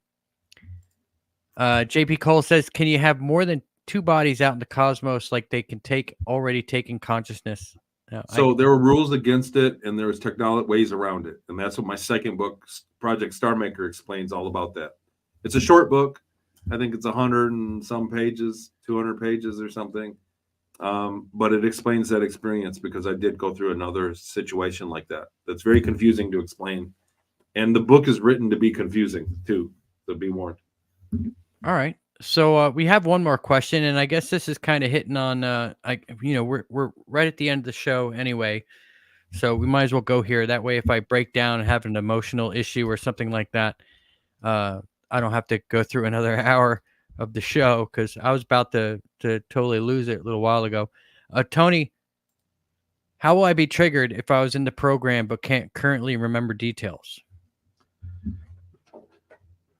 So it's a delicate question. Some people that I've worked with they really believe that they were in the program, but they just don't have the memories to substantiate it. And then I do what I did earlier and build up a timeline of events in your life. Your higher self, it's kind of like your higher self is going to let you remember and let you know what you need to know. And so remembering everything may not always be in my case, it was the right thing to do to get my memories back. I squashed a lot of PTSD and like claustrophobia, and a lot of problems went away when I got my memories back. But not for everybody. Like some people don't want to, people led different lives up there. So it's, you want to know how incredibly difficult, I'm a heterosexual guy, right? Yeah. But during that time up there, I was bisexual, basically. I was trained to be bisexual. Because I was a slave. I was slave labor. So those memories had to be integrated. I woke up one day and I had memories of being like that. And that's not what I am. I mean, that's not like genetically or physically, it's not my identity. Here. So for me, what would my next step be? Do I just sit on this now that, this realization of the timeline thing and, so things will start coming back? Or what if you were somebody that was in a consult with me? I would say you need to write down in a journal in a timeline form, bullet points from your birth till today, everything, life changes, times that you won the demolition derby, times that you had highs and lows in life, and then all the weirdness, anything you remember, closing the curtain, you remember waking up, a bad, weird, powerful, profound dream, all those things. And you need to analyze the intervals of time in between them and go from there. You need a place to put fragmented memories as they come. Then the rest of the memories, you take the one that is the most emotionally profound. So let's say you make a timeline and you come up with 20 bullet points on that timeline of things that don't make sense. Things that you think are vague dreams, but really could be memories. Memories of being in space. There's a memory exercise that I do that I train people with. It's in a memory course that it's on my website as well. And it's like an exercise you do every day. 2 weeks of it, if it's a memory, you'll get more. 2 weeks of it, if it's not a memory, you won't get anything. It's like a memory exercise. And you just you find a memory that's profound, and then you just kind of keep chiseling away and breaking into it. So think about it like this. If you're dreaming that you're walking down the beach, you don't know how you got there. You don't remember the car ride to the beach or the car ride home because there wasn't one. You just appeared there. It was a dream. It just started on the beach and it ended wherever it ended. Dreams begin immediately.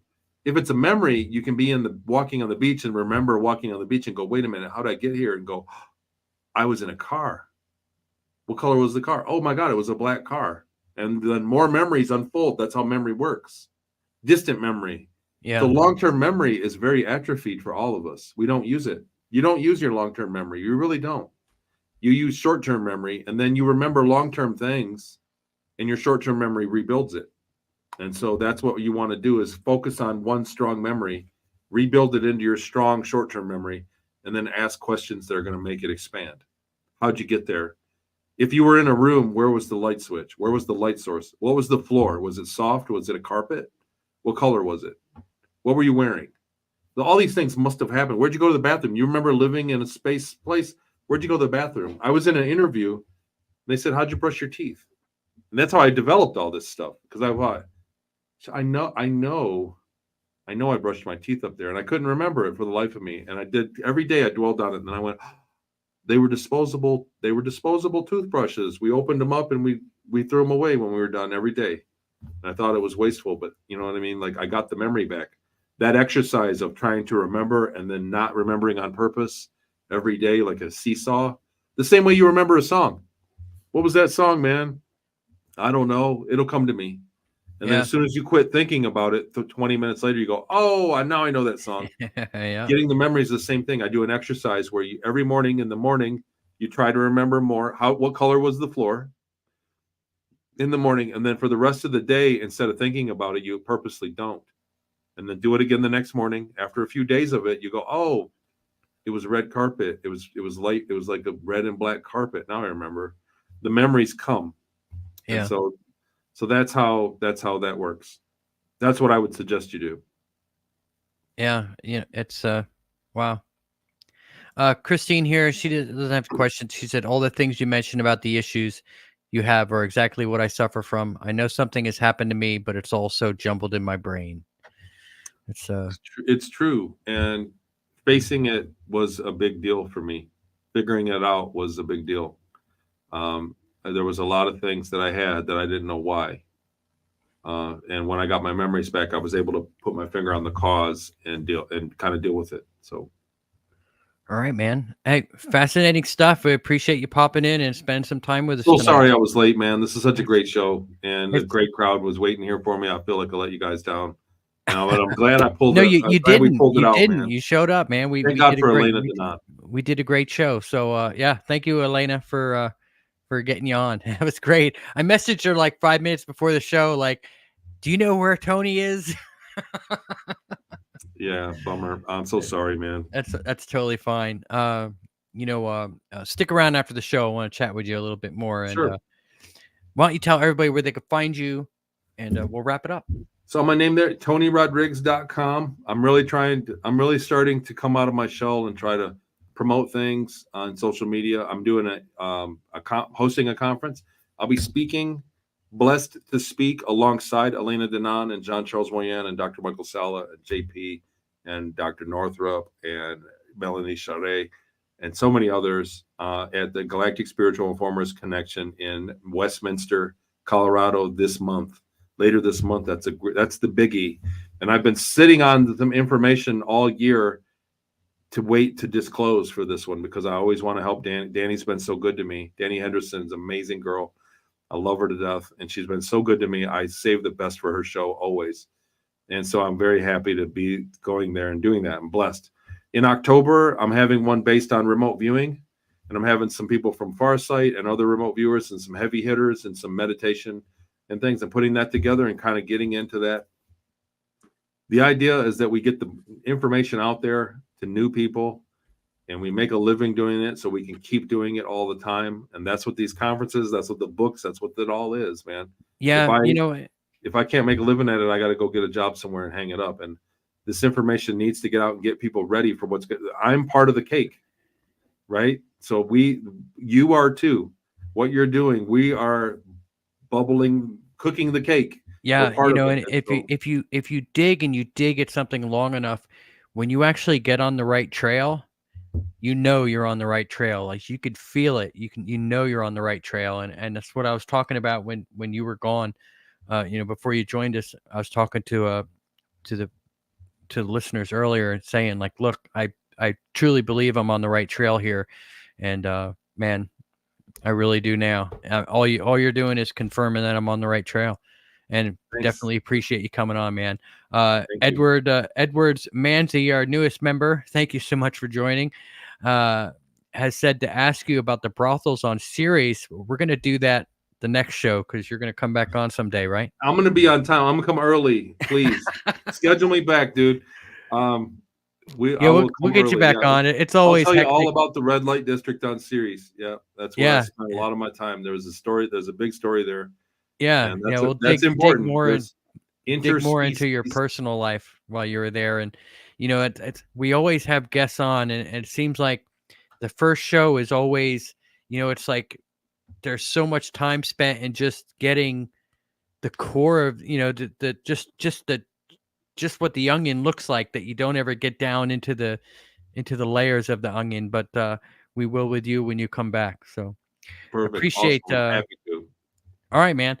Everybody, make sure you like and subscribe to the show. Leave a comment down in the comments section. It does help the YouTube algorithm so that more people can listen. We are on the right track. I truly believe we're on the right track. I wish I could make that conference, but I'm very far away. You know, I'm in Huntsville, Alabama, so maybe we can get everybody to come here one year, and we could do some live shows from Huntsville, Alabama. There's a lot going on in Huntsville, and you guys need to get your butts over here, to be completely honest with you. There is a lot there, and there's not a lot of shows on the East Coast. It's basically a West Coast thing for the America. It's like a lot of shows, a lot of live acts on the West Coast, but not so much out East, so it's worth it. Yeah, let's do something in Huntsville. I'm all for it, and whatever help you guys need on the ground, I am here. So thanks a lot, guys, for joining the show. You can always find us on Apple iTunes. We're on Twitter, X, whatever. Just look for Conflict Radio everywhere you go. All of your normal podcast catchers. Guys, batten down the hatches. It's getting crazy. Make sure you got plenty of food stored up in your house for things to come. And don't just think of yourself and your family. Think of your neighbors. It's our job to keep them sane while we deal with everything that's going on. They're going to need us. They're going to need clear-headed people that know what's coming around. So that's where we come in. So, until next time, batten down the hatches and be safe.